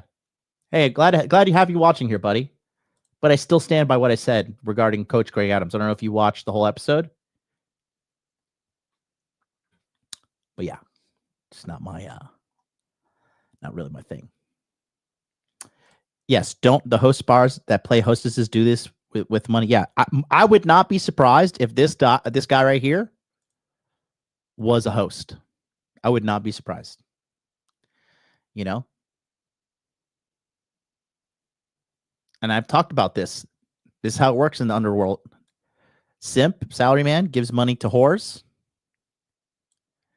And then whores, typically the Kabakura girls, they get extracted to the money.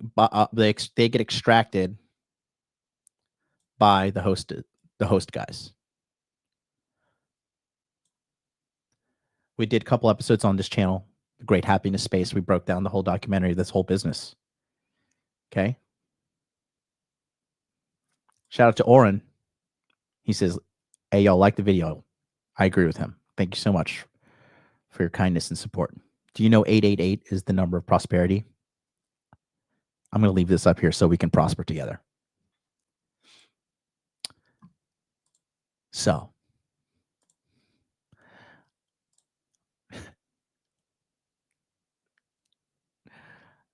Apparently she's got proposed. And like, think how vicious that is. Think how ruthless and heartless it is for her just to say that. Okay. Assuming it's real. Meaning that she was financially well off, and yet he hadn't seen a single cent returned from her. Takano was very frustrated, understandably, and losing a lot of hope. But interestingly enough, he sought to resolve this legally. He had lent her money, he was in big financial trouble, but in 2023, he sued her in order to get his money back. And in December of 2023, he actually won the lawsuit. The judge had ordered her to pay him back everything he's lent her, so 2.5 million yen, with an interest rate of 3% per year from December 8th, 2023 until the payment is made. So the court fully sided with Takano. He was completely in the right because at the time he had no stable income and was living in poverty. So obviously him winning that lawsuit was a relief. At least it seemed that way until he realized that it didn't really change much. Imogami would start to reference this lawsuit on stream sometimes in a passive-aggressive manner, saying things like, I borrowed money and I'm going to court. Or the comments from a certain individual saying, give me my money back were so awful that I blocked him using the block function. She would even say that all she had to do was pay back all the money to get rid of this lawsuit in a nonchalant tone, as if it... Wow. Wow. Wow. Wasn't a big deal. The reality of these two could not be more different. In the court records of this lawsuit, Takano had said, I had feelings for her and wanted to help her if she wasn't. But she's not even that cute.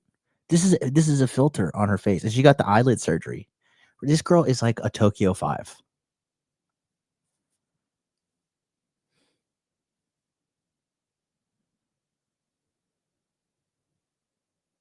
The Wired Electrician says she fucked around and found out in the worst possible way. Across all platforms right now, we are at 200 people watching us live. So I'd like to ask everybody on YouTube, if you're watching on Rumble, come on over here and vote for me. I'm going to put a poll in the chat. I want to just hear what you guys think.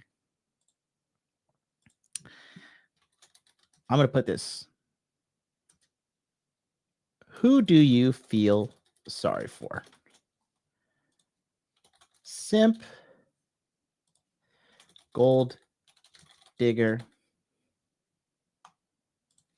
and neither. The poll is now in the chat. We're going to pull that up a little bit later. But in the meantime, go ahead and smash the like button. We only have 68 likes. But I would really like to get that number up to 120. Let's double those likes real quick. Anoop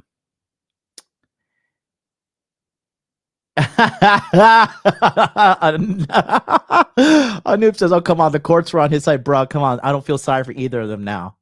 You know, this type of content could say, not could. This type of content does save men's lives. It does. Okay. So far, we have 24 votes in so far in the chat, or 27 now, and 17% of you say you feel sorry for the simp. 86% of you, the vote change now, 14% simp, 0% gold digger, and 86% for neither. Never change, my brothers. Never change. I love you guys all. We're going to do one more video after this, too, covering it in greater depth from a Japanese woman perspective. It's because I'm going to give you a Western take on it, and then I'm going to give you a Japanese woman's take on it. In trouble, and there she was nonchalantly saying, yeah, I guess I just have to pay it back. Additionally, since Takano watched her streams regularly, he understood that she was making a lot of money through tips and donations. She had a platinum badge on FuWatch, which meant that she was one of the platform's top streamers. There are multiple ranks on this website, right? And typically when you get to the point where Imogami was, you're making a monthly income of 300,000 to 400,000 yen in donations. And still, he was seeing nothing. Even though the court had ordered her to pay him back, he was not seeing a single cent. But obviously, and like I said, it's not bad, bro. Like making $3 to $4 grand, live streaming and talking about nothing, providing no value other than being a girl. Come on. Obviously, the salt in the wound did not end here. She had a Twitter account that is private, so we don't know much about it. But some people found another Twitter account of hers that was fully about poker, with the first post she had posted on this account being her holding a bag full of chips worth 542,000 yen. So that could explain where a lot of Takano's money might have gone. So at this point, Takano felt completely cornered. He had tried to help someone who he really liked, getting indebted to 2 different companies and living in poverty. And even though he had gone through the legal means of getting his money back, nothing had changed. And he was seeing the same woman who scammed him and played with his feelings continue to stream and thrive, making a lot of money monthly.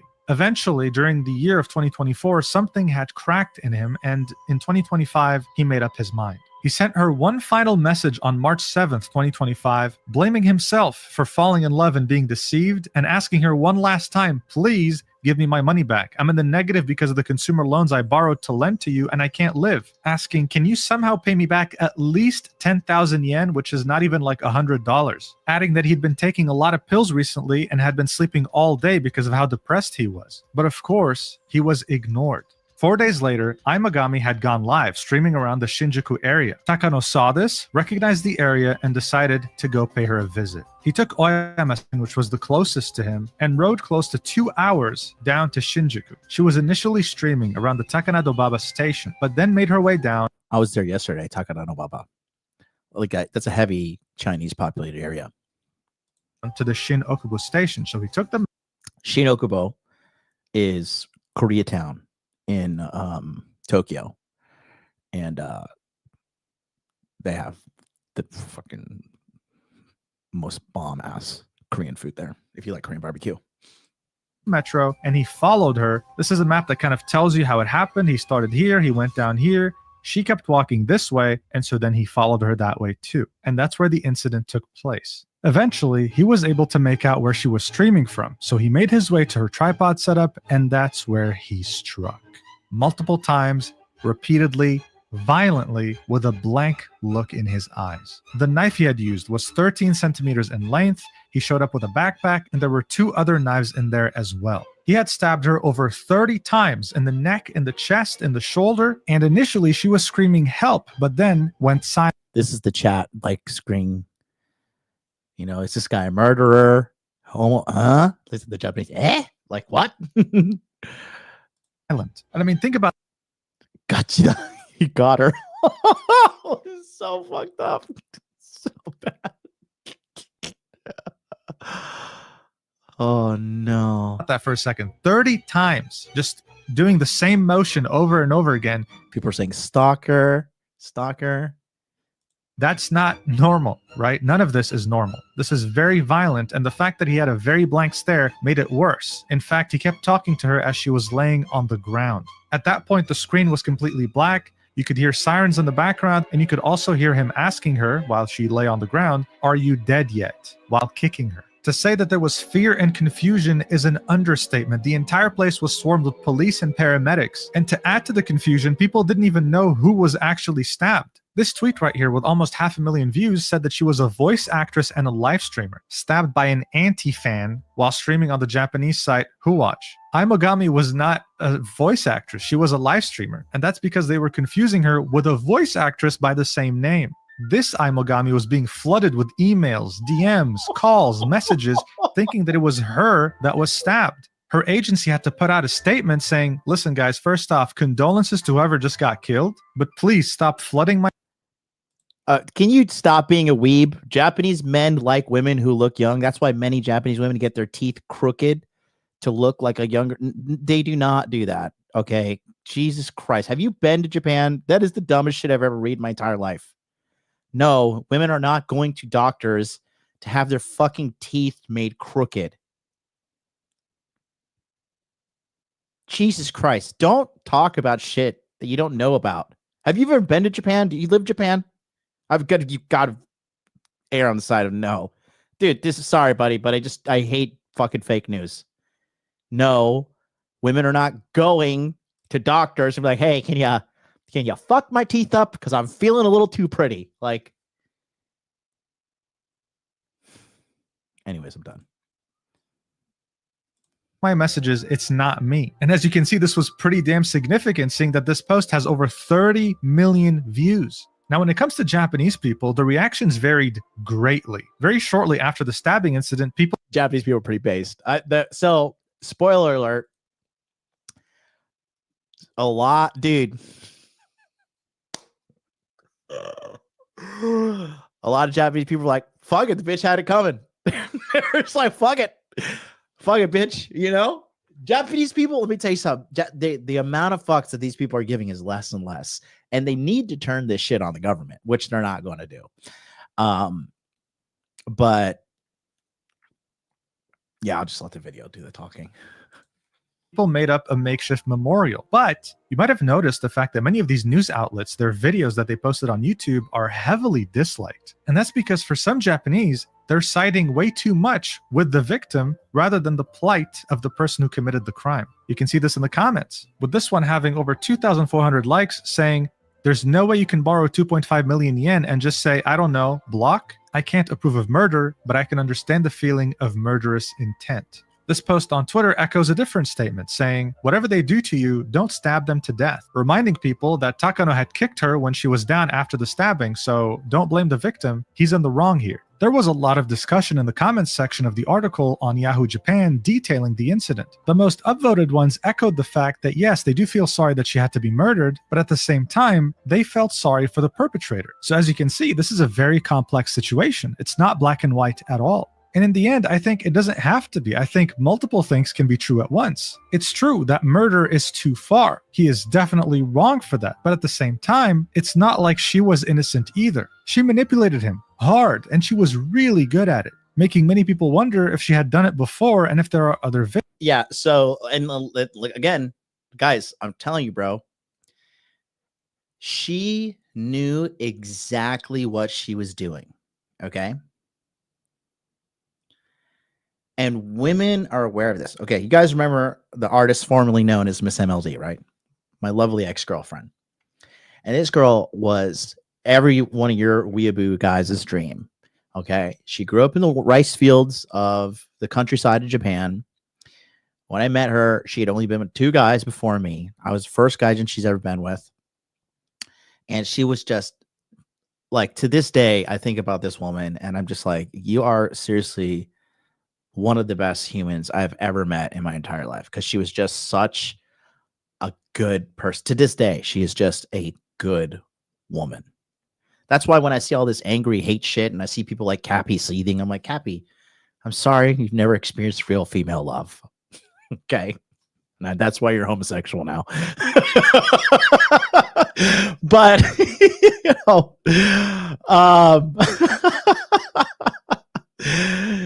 but, you know, she is just an angel. She's such a sweetheart. But at a young age, these girls are aware of their power that they have over men.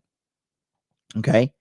And I remember specifically, she told me, like, when she was younger and in, I think she was in high school, she told me, she's like, I knew my teacher had a crush on me, a male, right? And she said, and I would always be extra nice to him because I wanted him to give me a good test score. Like, they know what they're doing. Women know the power they have over weak men. That's why when I see a guy, like, one of the things that really disgusts me to my core is when I hang out with a guy and he's all gangster and shit when it's all men, but as soon as a woman comes in to the dynamic, he immediately starts changing. He's immediately like, oh, well, hey, oh, wow, that's so cool. Like, starts like changing his personality. And I'm just like, that shit is just like, bro, I'm like, you are pathetic. Okay. Why are you changing who you are out of nowhere? Start like supplicating to her and shit. And women can sense it. Okay. When they're playing you and you think you're playing them, they let you play your cards. And you think you're in control. But you're not. This chick knew exactly. exactly what she was doing. When I asked you guys to hit the like button, it was at 68 likes. Now we have 71. So I'd like to tell you all, now I am going to find you and stab every single one of you 30 times in a video game. Hit the like button before I find you and take all your money like this woman did. Let's continue with this. Victims. It's just unfortunate that we couldn't conclude this without any bloodshed. Guys, be safe out there. And if someone asks you for money, know your limits, because if it's too good to be true, then it probably is. Okay? Stay safe out there. Thank you so much for watching. I like how this simp just said, just know your limits. If somebody asks you for money, bro, first of all, you shouldn't be hanging out with people asking you for money. Okay? Broke people are a fucking cancer, and you should avoid them. And secondly, don't expect that money back if you're going to give it to somebody. I just don't like lending people money, bro. I don't want to be in that situation. Like if you got hit by a truck or something, like I get it, you know, but I don't want to hang around people who don't have their shit together. When you lend somebody money, it's just a bad situation for everybody. Even the Bible says the lender is, or the borrower is slave to the lender when you do that. You want to be slave to somebody? No, sir.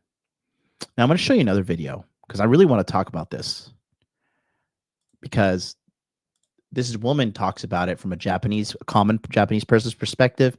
And more importantly, the comment section is pretty based. Should we do a bonus comment review and see what these people said? Let me actually go see what this other, let me see if this is worth it.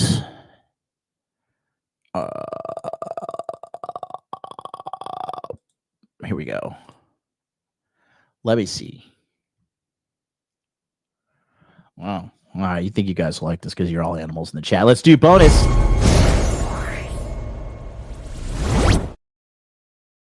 Comment review on another person's video. This is funny. Death is funny. I'm just saying this all could have been avoided if this guy didn't be fucking shortcutting himself in life. Now you got a dead bitch on your hands. You know, Jesus. Real Ado, he says, I can't approve of murder, but I understand the feeling of murderous intent. It's probably the best way how I describe I feel with this guy. Guy will serve whatever jail time for this rightfully, and she will fuck around, find out. No, I think he most likely will get the death sentence. We'll see. You know, it's really Anoop, you're so funny. Know your limits. $0. Exactly. It's very Indian of you, by the way. My mom says, you know, Indian people will pinch a penny till it cries. Yeah, man, that's brutal, dude. That's brutal. You know, it's wild too. I'll tell you guys something. Here's like a culture lesson. So in Japan, so this is wild, bro. This is like terrifying. Okay. In Japan, if you get the death sentence, they don't tell you the date. So you just are infinitely on edge until you're killed. That's fucking inhumane. Can you believe that shit? Just like being in prison and then you're just like, every time the door opens, every time a guard is coming, you're like, is this it? Is this it? Is this it? That like makes me like uncomfortable just thinking about that. God in heaven, man. Poor bastard, dude. Poor bastard. Let me read so we have 53 people voting so far. 26% say, who do you feel sorry for? The simp. 2% of the audience thinks the gold digger is who they feel sorry for. See, even here, bro. Even here. We can't even. It's unbelievable. And then 72% said neither. Okay. Wow, I thought this was a stalker case in Japan where the fans who killed their idols, but after seeing this, turns out it was a case more than that. Thanks for summarizing the news. This is one of those, I condemn the action, but I understand why it happens. Then you actually don't condemn it. Okay. Here we go. Never see, this is great thing about this is how we're making progress in the culture war. Simp is now a mainstream comment and thing people understand with 4,100 likes. Never simp, don't manipulate your viewers, pay back what you owe. Probs don't stab people. Got it. Yeah, exactly. Right. On one hand, she didn't deserve to die like that. On the other, like, holy shit, what a disgusting manipulative person. Guess she manipulated the wrong dude. Yeah, bro, she fucked around, find out. And here, listen, now I'm gonna say something that's like, I got to tiptoe around this, how I'm gonna say this, okay?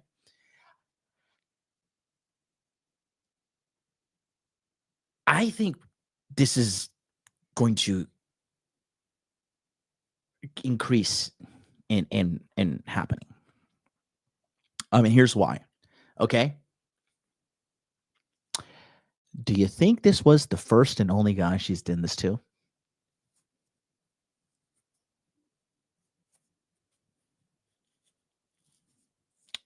Do you think that was the only guy she's ever done this to in her whole entire life? Okay. There is a woman in Japan who wrote a book on how to finesse and manipulate and financially extort guys. And then she wrote a book on it. And the book sold so many fucking copies. She ended up getting arrested and going to jail for this. But, you know, Anoop is on fire today. He says, yeah, he says she finessed a whole bunch of dudes to clean up that technique very fast. Very, very true. Very, very, very, very true. This is a guy who was just pushed to his brink. And you're going to see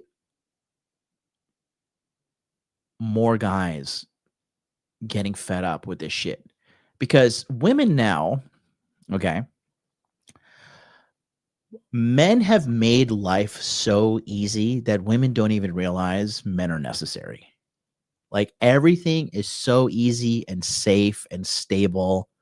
Like, everybody who complains about economic problems and stuff, it's typically because they're lazy. Straight up. Like, if you live in India or Africa, I get it. I'm not talking to you. But if you live in the first world and you're struggling financially, it's because you're not working hard enough. Period. Okay? There are fucking Mexicans that illegally cross the border and come to America and work for fucking pennies. And like 19 of them live in one house for like a year or 2 years. And the next thing you know, they all have houses and shit.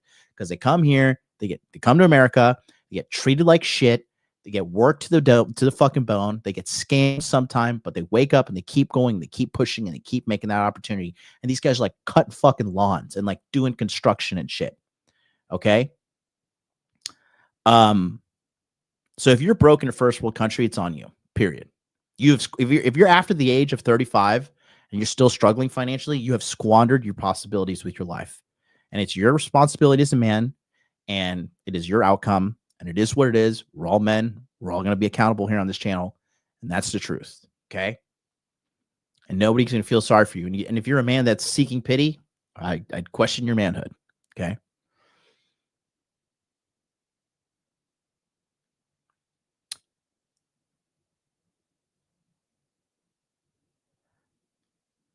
Now, guys are getting more and more fed up, though. I think feminism peaked in like, I swear to God, feminism peaked with when they killed and they fagotized Luke Skywalker in The Last Jedi. I think that was the tipping point. And I think since then, feminism and the tolerance for feminism and all this bullshit, you know, this all pseudo female superiority shit is out the fucking window. And men are starting to take back their power, rightfully so. Now, do I think this guy's taking back the power by, you know, offing this bitch? No, he's not. But this guy's being celebrated about a lot of guys in the incel forums and a lot of these things. And so far,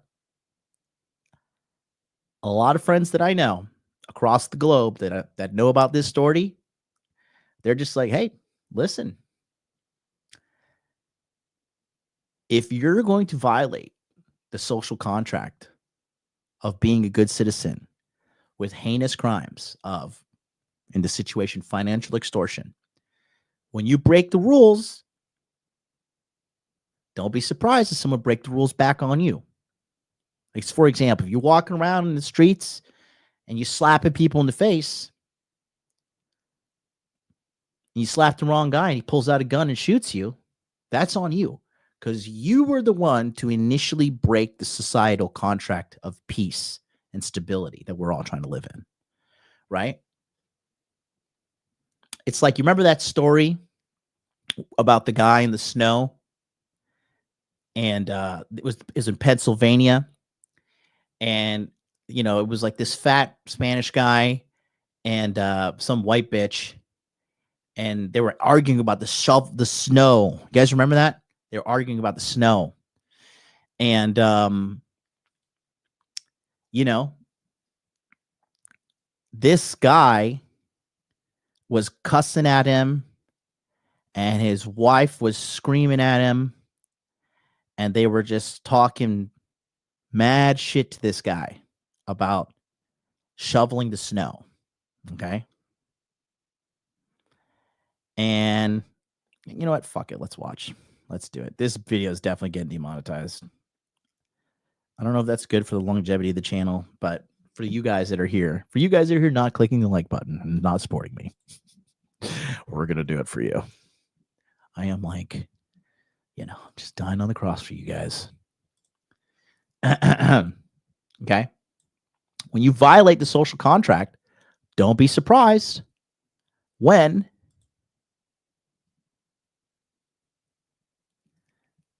you know it's violated back on you. Hello there. And shout out to Anoop. Thank you for joining the Hot Dinner. By the way, guys, I've been meaning to say this.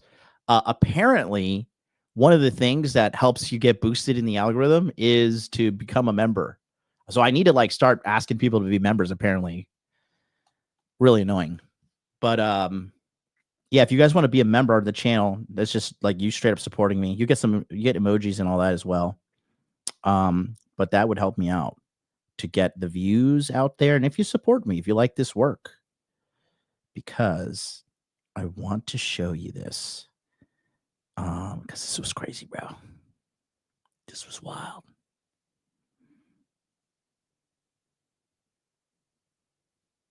Yeah, here it is. Okay. Let me send it to you because Instagram trying to soften me up, saying this is a sensitive contract. Because like I'm gonna tell you, like again, now officially on record, I don't endorse this behavior. But like I'm telling you, the illusion of safety is really a lot of people thinking they're way more safer than they actually are. Like you're not as anonymous and as safe as you think you are. Okay. So I got to show you like in this like ghetto Instagram stream, but here I'll show it to you. So this is what happened. I don't know if you guys remember this. Okay. This was about 4 years ago. Take a look here. Yeah. You know what? Go ahead. Look it. You know what? This is bullshit. You want to call me a scummy motherfucker? I'll knock your goddamn head off your shoe. So this guy and his wife are talking shit to this guy about shoveling snow. Okay. Can you zoom in? Yeah, it's hard. Like I'll hear myself because zoom in. But it's like that's pretty much as good as I can get. You go fuck yourself, you fucking queer. Call me a scummy motherfucker. Step out here, I'll knock your ass out. Step out here, I'll knock your ass out. You're making threats. You're violating the social contract of life. Motherfucker. Fuck you. Fuck you, you fucking I'll make your life live in hell living here, dickhead. What? You heard me. Fuck you fucking scum. You would probably. You're the fucking scumbag. No, you don't fucking bother with nobody. He's got a gun. So again, if you're a woman, you should not be talking shit to any man. It is just a bad idea because you can't win in a fight. Okay. He's a fucking scum. You're a pussy. Fuck you. Pussy. Go ahead. Go ahead.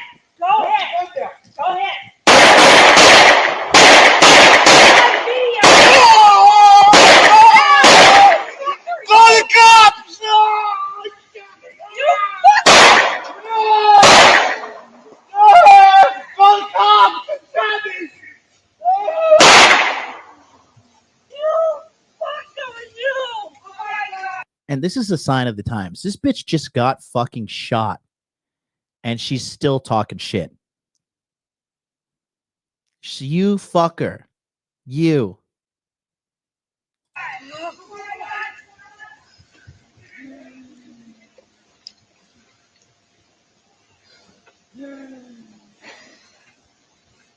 Oh my God! Are you alright? You want help up? Are you okay? Oh, yeah. Oh my God! What happened?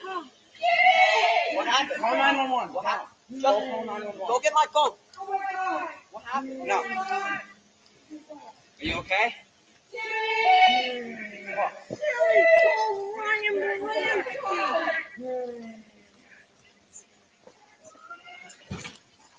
You should have kept your fucking.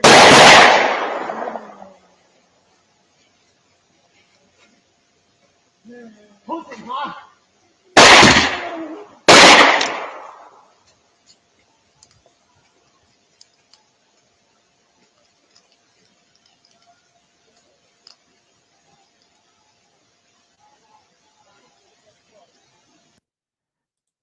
He then went inside and put the gun to his head and went to see Jesus. So, again, you know, you want to violate the social contract, you want to do somebody dirty, you know, you guys think it's cool to go have sex with a guy's girlfriend or wife, and you think you're safe, you know, listen to all those rap songs. Oh, I fucked your girls. Oh, I fucked your girl. These rap motherfuckers are dumping each other off every other week. Some rapper's dead. You guys want to be cool? You think you're a cool guy, you know?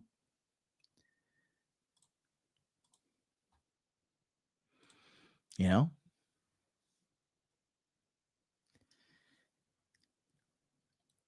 You gotta be aware that this is as the economy gets more pushed to the brink, more people are going to crash out like this. And yeah.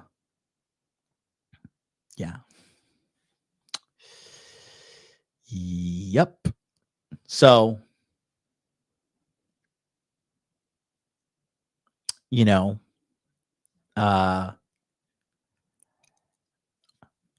this is a global thing happening too. Okay.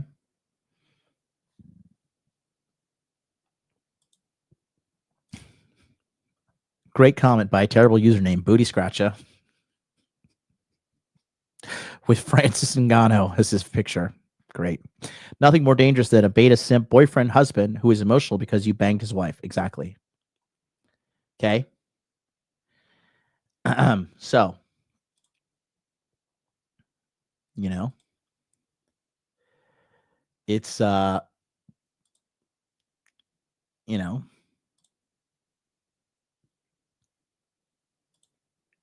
whoops. Speaking of crashing out, my camera just crashed out. So, there's one more video. It's like 14 minutes long. It's from a Japanese woman's perspective on this. Do you guys want to watch it or no? Let me know, because we can do this. Or I can just end it here.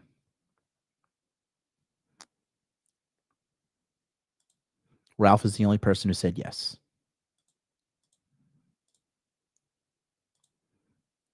If I have to do it for Ralph only, I'll do it for Ralph.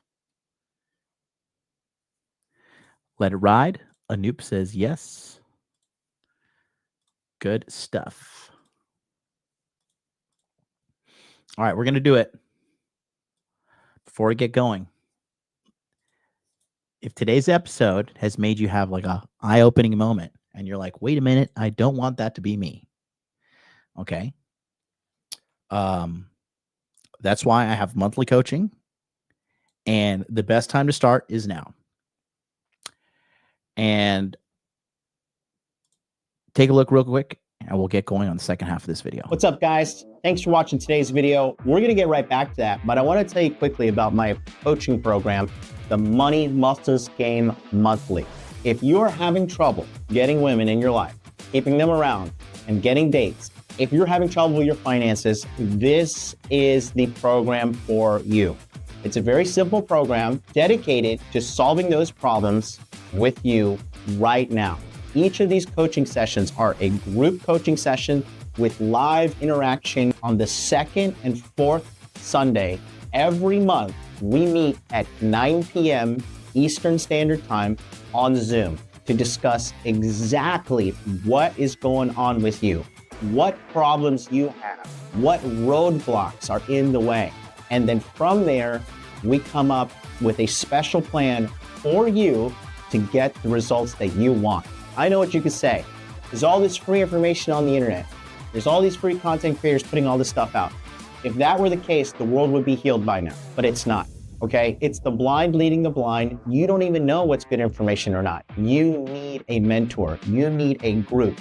You need a tribe, and you need to be held accountable. That's what you have in the Money Muscles Game Month. In addition to that, we have a free 24-hour support Telegram chat where you can link up with other like-minded men just like you who are dedicated to solving their dating and money problems right now. So if that sounds like something you're interested in, I want you to stop what you're doing right now, go to modernlifedating.com/monthly, sign up, and then you're gonna get an email sent to you with a Telegram link so you can join the Telegram chat and get on your plan to fix your problems immediately.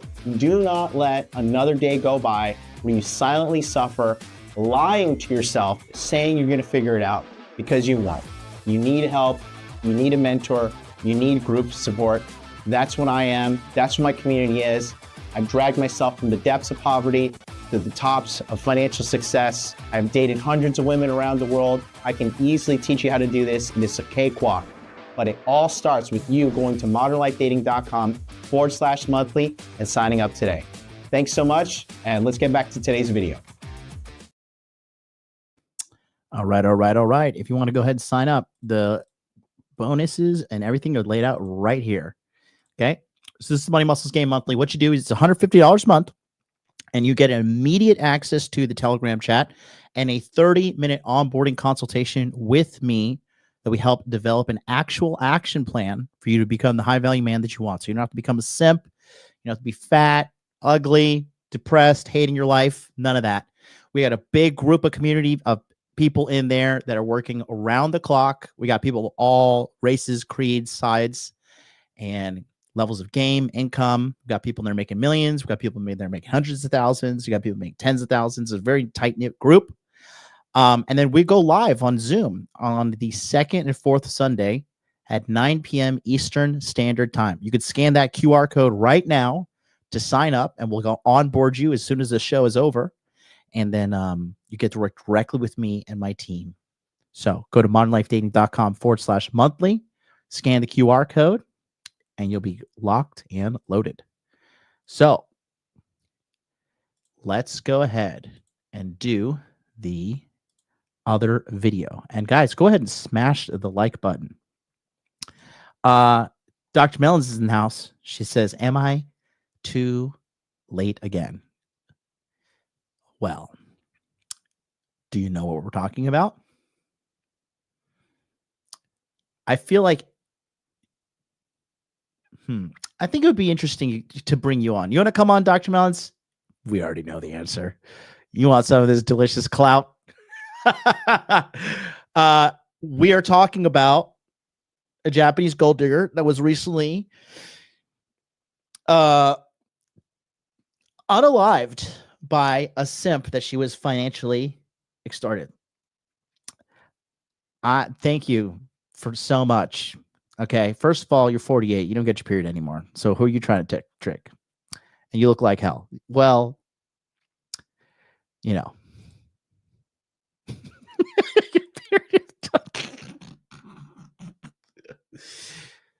Listen.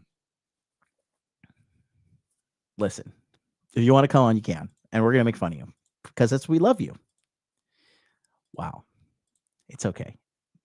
Everybody goes through menopause. We're here to support you. We're a supportive group. We love you, Dr. Melons. I sent you the link on Instagram or on Twitter. But hurry it up, all right? Because we got a show to rock and roll here. So the second half is covered by another streamer, and she's a Japanese streamer, and she is known as Crazy Japanese. She's just a regular woman. She's an elementary school teacher, I believe. And yeah, she is a pretty big channel.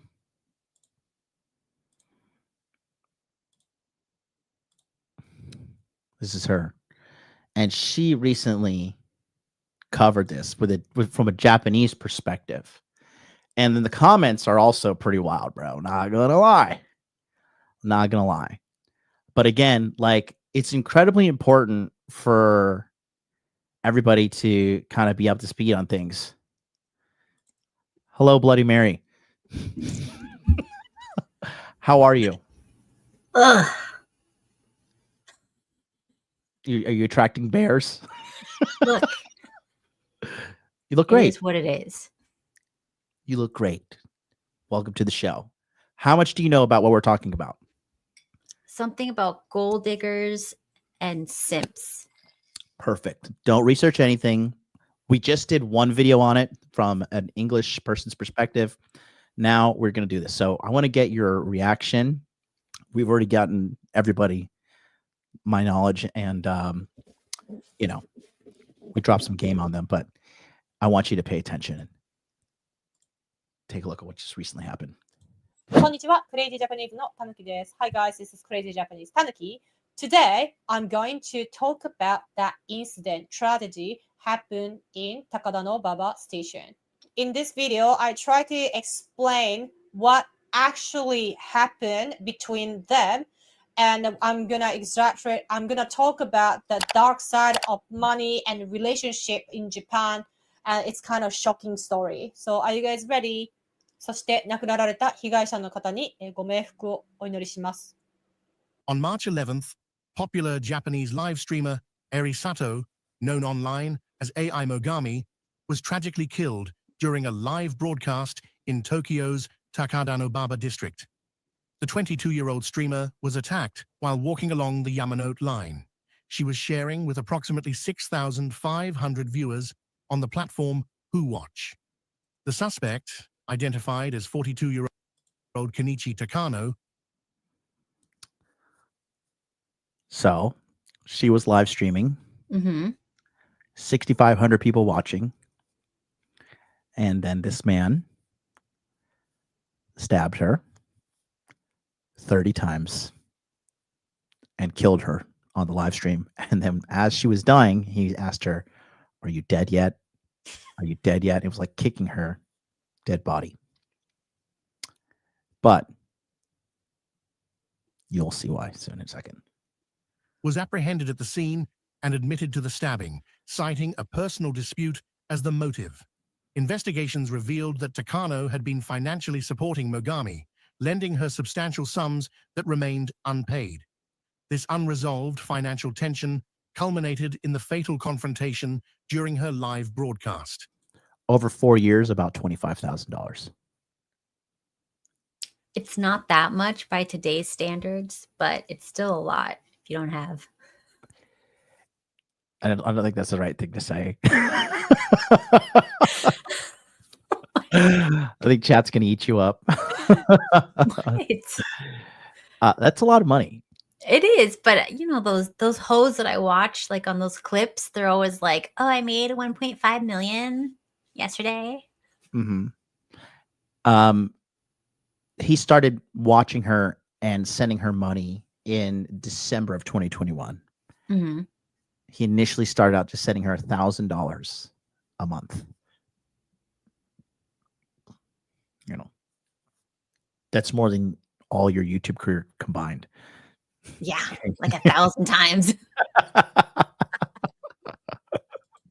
Authorities continue to investigate the circumstances leading up to the attack. Like as a Japanese locals perspective and Japanese locals and news and X all is actually talking about whole story. This is definitely related to Japan.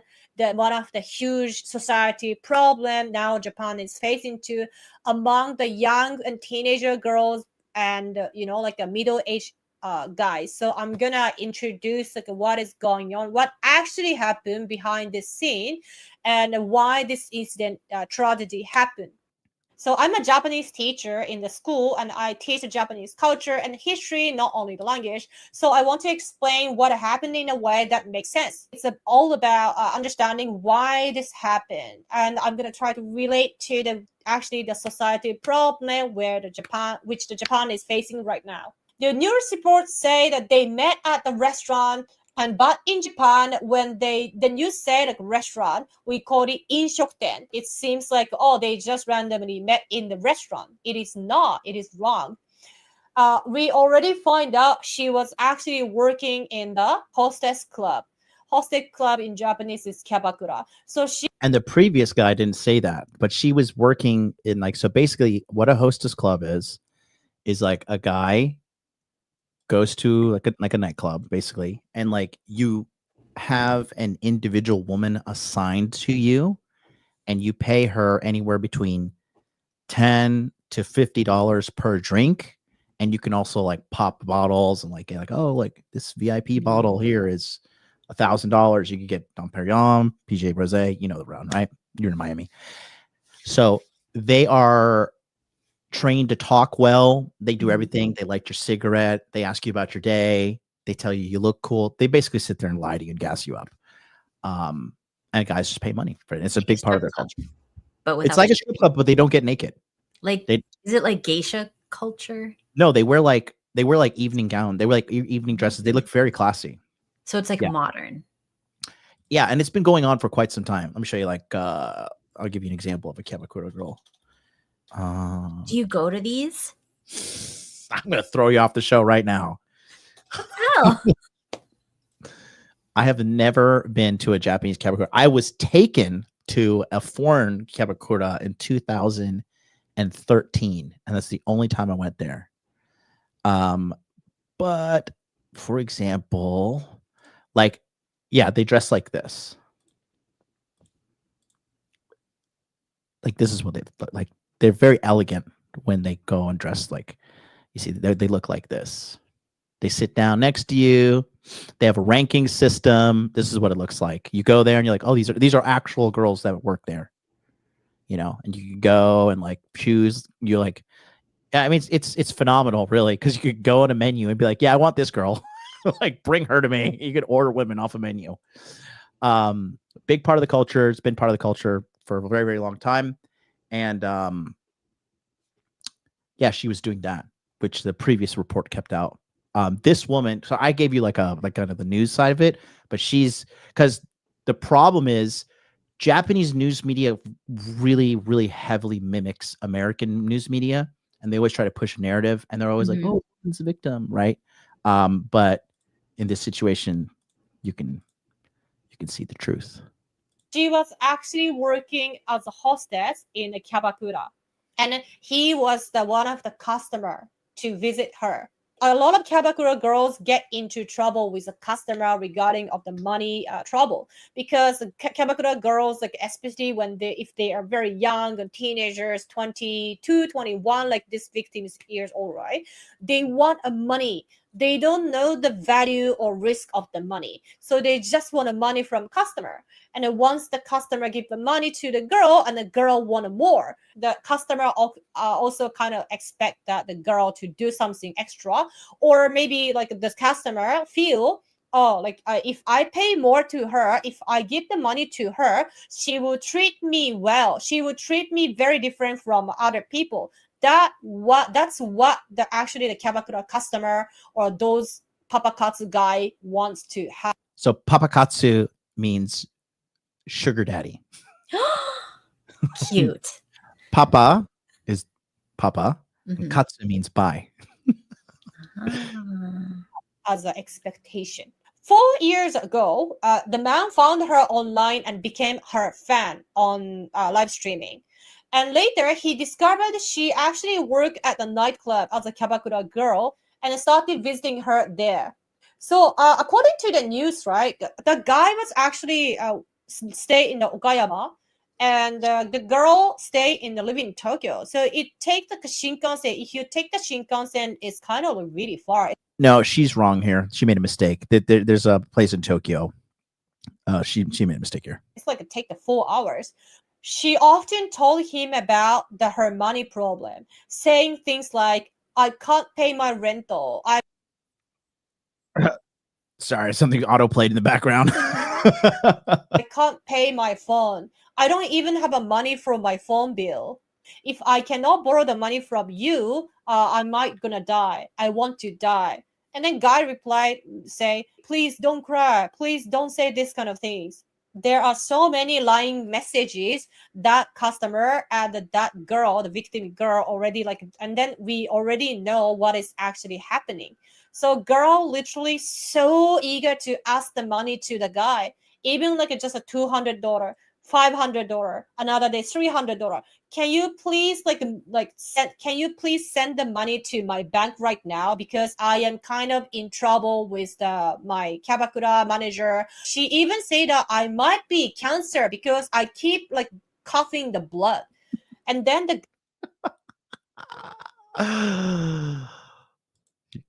Dr. Melons, you're telling us about female biology today. You have a PhD in female biology. Could you tell us about female psychology today? And what do you think about what we're dealing with in front of us so far in regards to this woman's story? And this is very, it's very like low IQ manipulation, but I understand that not everybody gets it, sure, whatever. And you want to believe. I have friends that went to strip clubs and they're like, no, she really liked me. You don't understand. And I'm just like, how much did you pay her, you dumbass? $500. Oh, really? She liked you? Yeah. She gave me extra time though. Like, I'm going to go see her again next week. And I'm just like, loser. But you can't expect them to get it. Not everybody understands these things, and maybe like they want to be tricked. They want it to be like to have the relationship, so they gaslight themselves. Oh, like when girls are with like really hot guys and they're like, no, he totally is gonna marry me. It's like, I know I'm one of 12, but like it's gonna be me. Yeah, it's so funny. Yeah, Robert Greene. Have you probably haven't read? Yes, the book, of course. Oh my god, in my car all day. You've read The Art of Seduction? That was my least favorite because I thought it was a how-to book. And it was just talking about like, how they did it and like the bad things that can happen. It's like, no, I want the full proof. No, it is a how-to book. If you and I like a little more details, a little more direct. You need like a coloring book version that you like, now I understand. But it is a how-to book because in there he mentions that the victims of seduction do want to be seduced. Yes. Are you throwing back moonshine? Magnesium. You're so old.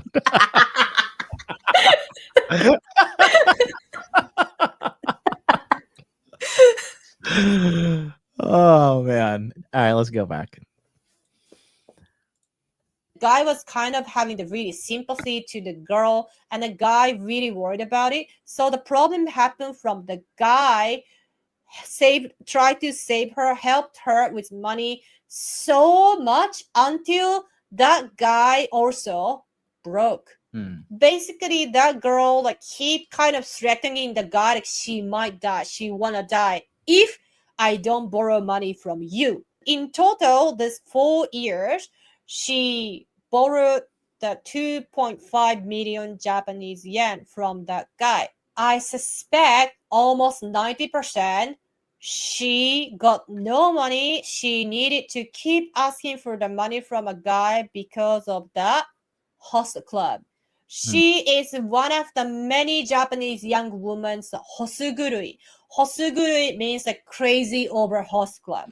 So she go to the host club, and then she, like the host club is like the guy would try to like flirt with the customer who is a young girl, and then try to make the young girl to spend a lot of money. Those young girls literally spend 1 million yen per night. That's like $6,500. Oh, but wait. So this is like the female version of it. It's so I drew the circle of simping. So women are simps, because like I was fighting with someone about this. Well, it just shows you that men always win, as we should.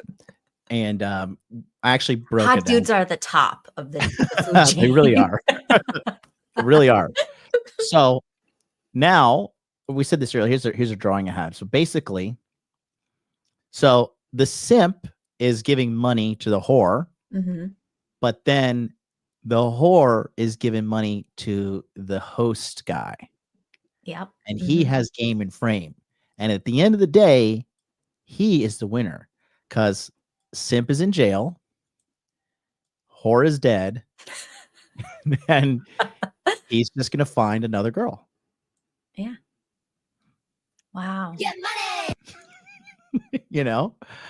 And this has been happening for the longest time. Like I said, because guys with game, they don't go to these Kabakura clubs and stuff. Like, it's just like, what are you doing? Like, dude, it's like so inefficient. Like, you're better off like paying for a prostitute if you're that pathetic. But a lot of these guys get into debt, and then these girls are so damaged and fucked up.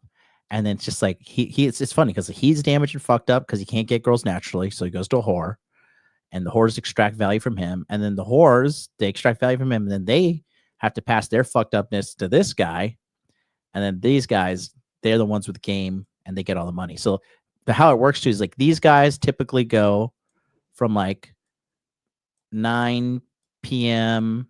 to about 12 a.m.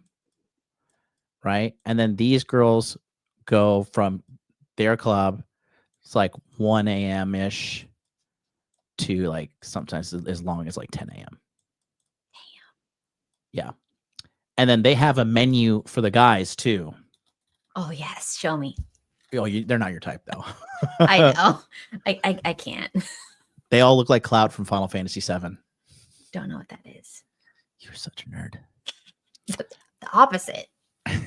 This is what they look like. Like, this is like the genre.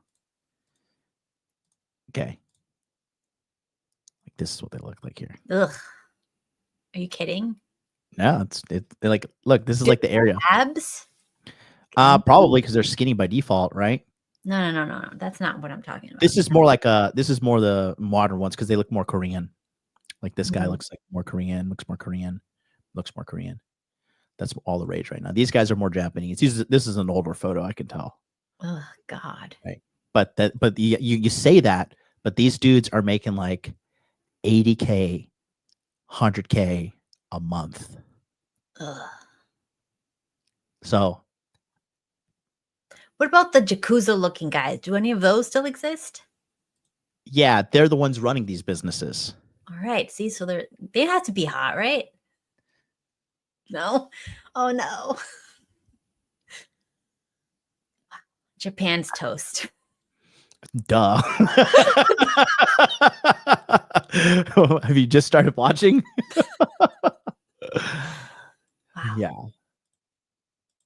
So she is one of the top live streamer on the Huachi. She has like 5K, 6K viewers constantly. And she got a lot of support from viewers. But still, she has to ask like a lot of money from that killer. Why? 99% for sure. She was crazy over host club. All her money she goes to host club. So a lot of you guys also like think of it. Hey, why this kind of old man, they easily give the money to the young girl? Definitely it's a scam. You guys will know about it, right? But in Japan, as I say, our self-acceptance is basically very low. Why? Always very competitive. You have to be number one. Otherwise, you are a loser.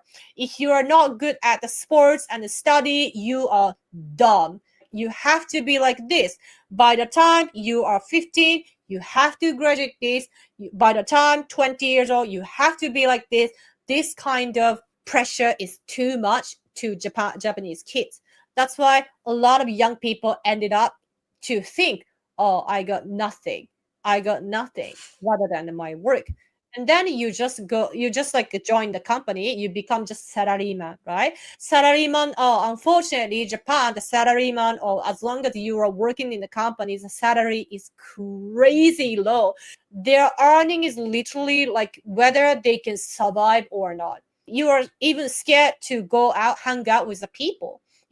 So you don't marry, you don't get married, you don't have kids, you don't have family. So ended up a lot of middle-aged guys are hikikomori. They become so depressed. hikikomori is like a person that always stays at home and never goes outside. Like they become a recluse. No, but you're a privileged woman. There's different. These guys are in bad shape. Like they don't. And then you're out here like drinking magnesium shots, like living good life because your husband works so hard. But I'm saying these guys are like living in a 1-bedroom, eating ramen every day, and like just watching online videos and like scraping by. So depressed, and then people will judge you. That's the Japan society. Unfortunately, you are middle aged, and then the money is just so.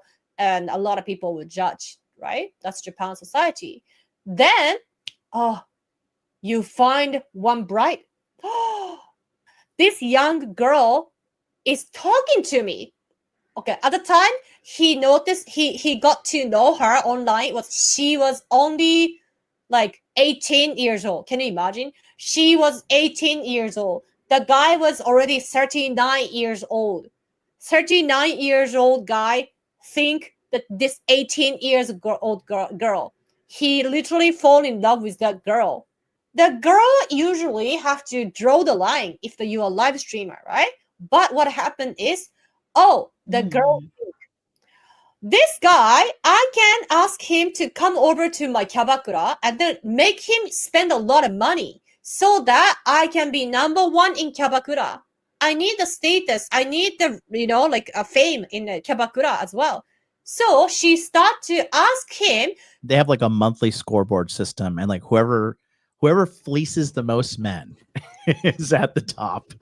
And every there's like a kind of like a Mean Girls ranking system. There's a Regina George at the top, and then there's like lesser whores under her. It's like a whole whore ecosystem. And they glamorize this on YouTube a lot, and they attract women who are kind of like naive. Mm-hmm. But when you go there, you're talking to guys like that. You saw what he looked like. Rough. Would you talk to a man like that in real life? I would say hi. I mean, I'm not rude. What if he was like looking at you and breathing heavy? Okay, I had to run away. To come over to meet me in the Kabakura, because girls are so eager, so dedicated to the money, so they don't know where's the line they shouldn't cross. After 4 years, the guy tried to start to ask her money back, because those money are literally, he didn't have an intention to give her. The girl keep asking him, can I borrow your money? She didn't say, give me the money. She said, can I borrow the money? I don't know when, but I will 100% for sure, I will pay money back. What happened? She blocked him. The guy keep trying to keep advise her, please give me back money. Please give me back money. And then he took a last resort. He went to the court. And then the girl didn't show up to the court. So he win. But the court replied to the guy, we cannot find the girl. They can somehow find the girl, right? But they say, no, I'm so sorry. So he actually was very seriously mentally really depressed, because he feel like, oh my god, he cannot get the 2.5 million back from a girl. And then he got a lot of debt, actually, of course, right? Because he got a loan from a loan shark. So he said she actually keep talking about excuse, or her family is in danger. I need the money for this and this and this. Today a Kabakura manager got birthday, so I was forced to open the champagne which cost $1,000. So I need the money, blah blah. I cannot live my life, survive my life without borrowing the money from you. Literally, she continued asking him to send the money to her bank. So that guy, I think that guy kind of got into a mental sick, yeah, physically and mentally sick, because he has a lot kind of debt. Yeah. So he decided to this time on the live streaming on herself, because she even talked about that. One of my viewer, he I borrow his money 1.5 million Japanese yen, but he was kind of being creepy, so I kind of blocked him. She was even talking about that on the live streaming. That one thing I was hitting on earlier is women are ruthless when it comes to treating betas like total crap. Go ahead. Let's be politically correct. Bad people, narcissists, users are ruthless when they're using people for their own benefit. Absolutely. Now say that in non-politically correct terms. Let it out. Psychopaths? I don't know. I just want you to be mean. You have nothing mean to say? I don't know. It's uncharacteristic of you. I know, but it's I had too blame much that on your period. Yeah, I'm more chill. Last week I would have gone off. And I was just telling the guys that yeah, this is bad, bro. This is this guy, you shouldn't, because okay, my whole general synopsis for this whole episode is some other pay for it. Yeah, they pay for. No. I would say pay to get boned at this point. If you're living this low, I would, if I were him, instead of having some fake relationship with some skankatron, I would pay to get it. Right. And so this is why you're wrong. It's okay. Thank you. You're helping make my point. So he was not asking for nudes. He was not asking for anything indecent. When guys do this, they are seeking intimacy. Right? They are seeking emotional connection. And so given this situation here, he was giving out all this money and doing all this crap, but not because he wanted to have sex. Because, prostitution is legal in Japan. You know that, right? No. It's legal. How much is it? Depends on what do you want. I was saying, something good. I don't know. You can get it as low as $80 for 15 minutes, and 15 then minutes. Well, I guess how long do you guys need usually? Like 2 minutes, 7? as least amount of time as possible for me. Bust that nut, like, okay, can you get out? Like, I gotta go. But the thing is, in regards to accessibility, it's widely accessible. Like I was telling earlier, you can go to a website and like literally choose the women, like a menu, and then like their upsells. Like, do you want anal sex? Do you want to shit on her? Do you want her to suck your dick? Do you want her to peg you? There's like literally clickable add-ons. I'll show you after the stream because I can't put it up here. Thanks. Okay. But it's wild. No, I'm gonna force you to watch it, and you're gonna tell me you like it. But yeah, like, so that's totally like that, because that's what a lot of dating coaches say. Oh, you're gonna pay for it anyways, so you might as well pay for it. But no, then you end up fucked up like this, because sex can only give you so much satisfaction without emotional connection. Right? You're not a whore, so I can't really ask you to give me reference point, but what the fuck? Well, because you probably know a lot of girls that like have just emotionless sex, and they're just like out there. No. Maybe I'm trying to think. High school, maybe there's a couple. No. You tell no, me that didn't. a lot of horror didn't, stories. Yeah. You are friends with a lot of hoes. I'm trying to think. Like, when I want to think of it, it's like hard to think of it. Like, maybe if I think of a story. Yeah. You're advanced aged. Yeah. Maybe you should take another shot of magnesium. Maybe it'll kickstart you. Wow. But I know that women that are out there having like just a lot of detached, emotionless sex, it's usually because they're going through a bad part of their life, and it's not satisfying. And you'll be there to lend them a. I'm too sensitive to that shit nowadays. Oh my gosh. I really am. Like a girl's got to have her shit together. She's got to have good mental health. That should be like a segment. So the Tinder swindler went to jail and nothing happens to these girls. Bro, she was killed. She's gone. She's dead, bro. I think you won. Stop me. Look at this guy just looking to be a victim, looking to complain. Like, she's fucking dead, bro. Did you read the fucking title of this YouTube video? Japanese gold digger killed by her simp. Jesus fucking Christ. Uh-oh, retard alert. That's how she was kind of like didn't care about what kind of risk it's gonna happen to her future, right? It seems like just like a young 22 years young girl got killed by like a crazy fan, right? Actually, both sides have a problem. You guys saw her as an innocent victim.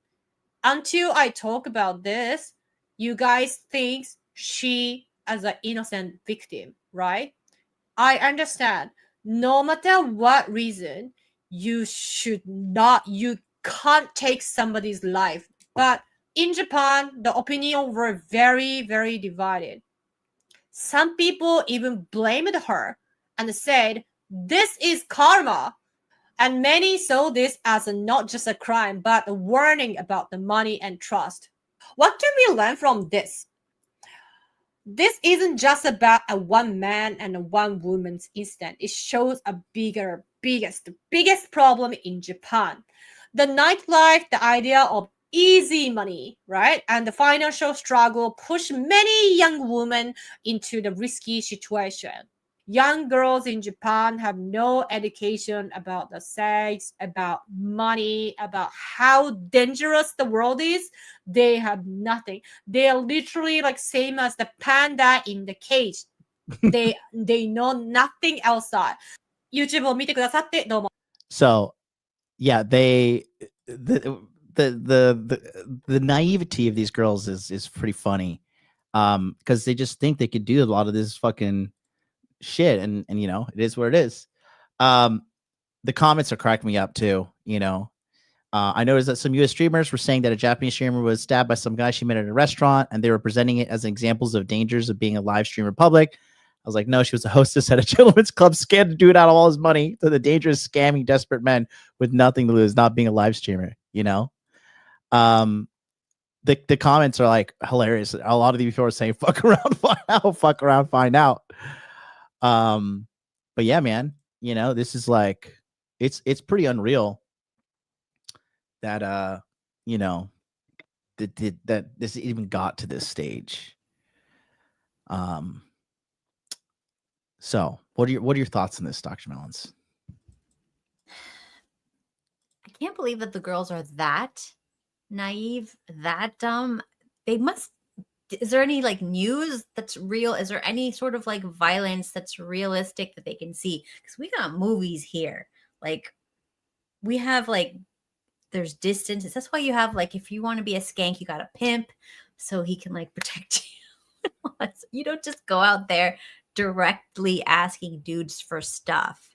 Yeah. Well, she was probably being controlled by that the Japanese host guy, most likely, because she even so the previous video that you weren't here for, she actually even announced at one point on social media that she got proposed to, and she had a hobby of playing poker, and it's like, okay, how many women actually have a hobby of poker? She's probably likes a guy that likes poker, and she started playing, and he was probably using her to get more money. But yeah, this whole situation is it just shows you that like without game and without frame, nothing. You're gonna get finessed, you're gonna get cooked. Yeah, and so what she didn't cover is the brutality. Like I said, he stalked her on the live stream, found her, and stabbed her 30 times. And when she was being killed, he was kicking her dead body and be like, you know, are you dead yet? Are you fucking dead yet? Like, you know, so he's mad. I think personally, I think that we're going to see an increase in this kind of stuff. I think more and more guys, I think, because the reality is, do you think this is the first guy she ever did this to? Probably not. Mm-hmm. And there's so many guys that don't even speak up and, you know, make it known that like this stuff is happening. A lot of guys just like, oh, fuck it, you know, go on. But I think more and more dudes are getting fed up just in general. I think people are just like getting more and more fed up in general. Have you heard about those OnlyFans horror stories? I found like a YouTube channel once that was just OnlyFans horror stories, but it was animated. It was really cool, but it got too dark and I had to like not watch it anymore. So I lost it. But it was basically like one of the stories was like this chick wants to start OnlyFans to make some money. And he's like, send me a picture of whatever. She sends him the picture. He sends her like $1,000, but she's stupid. She doesn't realize that the photo has her address. Like every photo you take has your address. You can, am I not supposed to be saying this stuff? No. I'm just, okay. I'm just blown away. Yeah. Well, anyways, if you're smart, you know that you're talking about the metadata. Yeah. You can find out where somebody is. And so what these people did was they found out her apartment building, and then there was like a van outside the apartment building, and it's waiting for her to like go to the grocery store and stuff like that. And then it chases her, like the guy it was a hot guy that comes and talks to her and says, oh, can you help me? You know, whatever. And he's really hot and she's a dumb girl.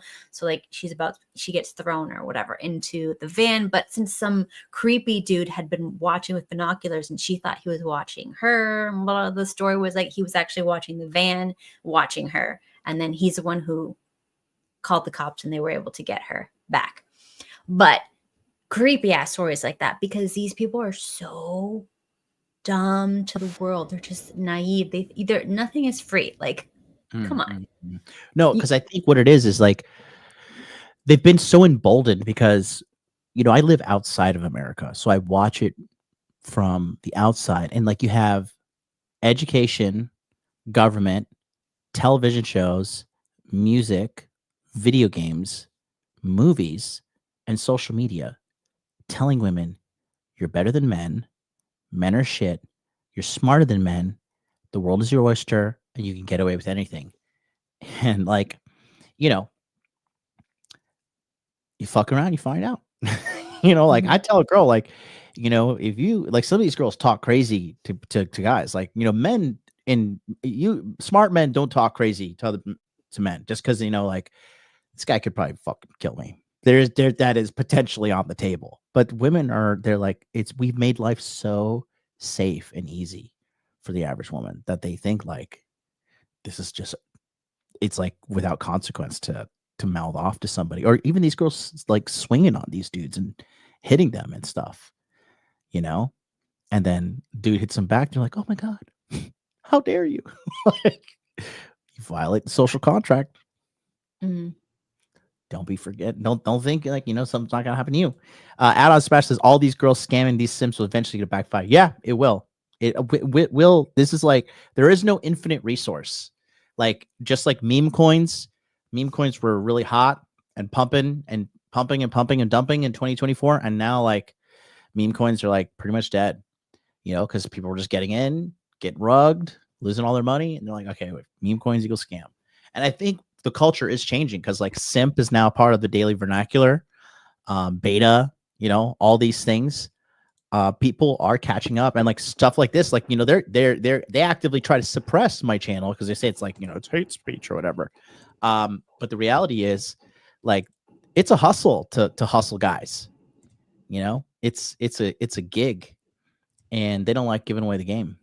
They don't like the fact that we're giving away the game. You know, so very interesting to see what's happening around the world. But I think, you know, we're just kind of getting balances being brought back to the force. Because again, like if a girl did this to a guy, you know, the other way around, you know, I don't think any guy would be like, oh, poor guy. You know, they'd be like, oh, bro, you did that shit, you know? I think the girl would be celebrated, though, by a lot of girls. They're like, oh, yeah, she killed that guy. She killed that guy. I think they're both messed up. That's good. Astute observation. That's why you have a PhD. All right, guys. Well, we did a nice 3-hour-long episode today. Thank you so much for being with me. I'm going to go show prostitution websites to Dr. Melons now. And until then, we'll be back tomorrow for, what is tomorrow? Tokyo Crypto Show. We'll be talking about what's going on with the market. Bitcoin's holding some good support levels. Until then, we'll see you guys next time. Peace out.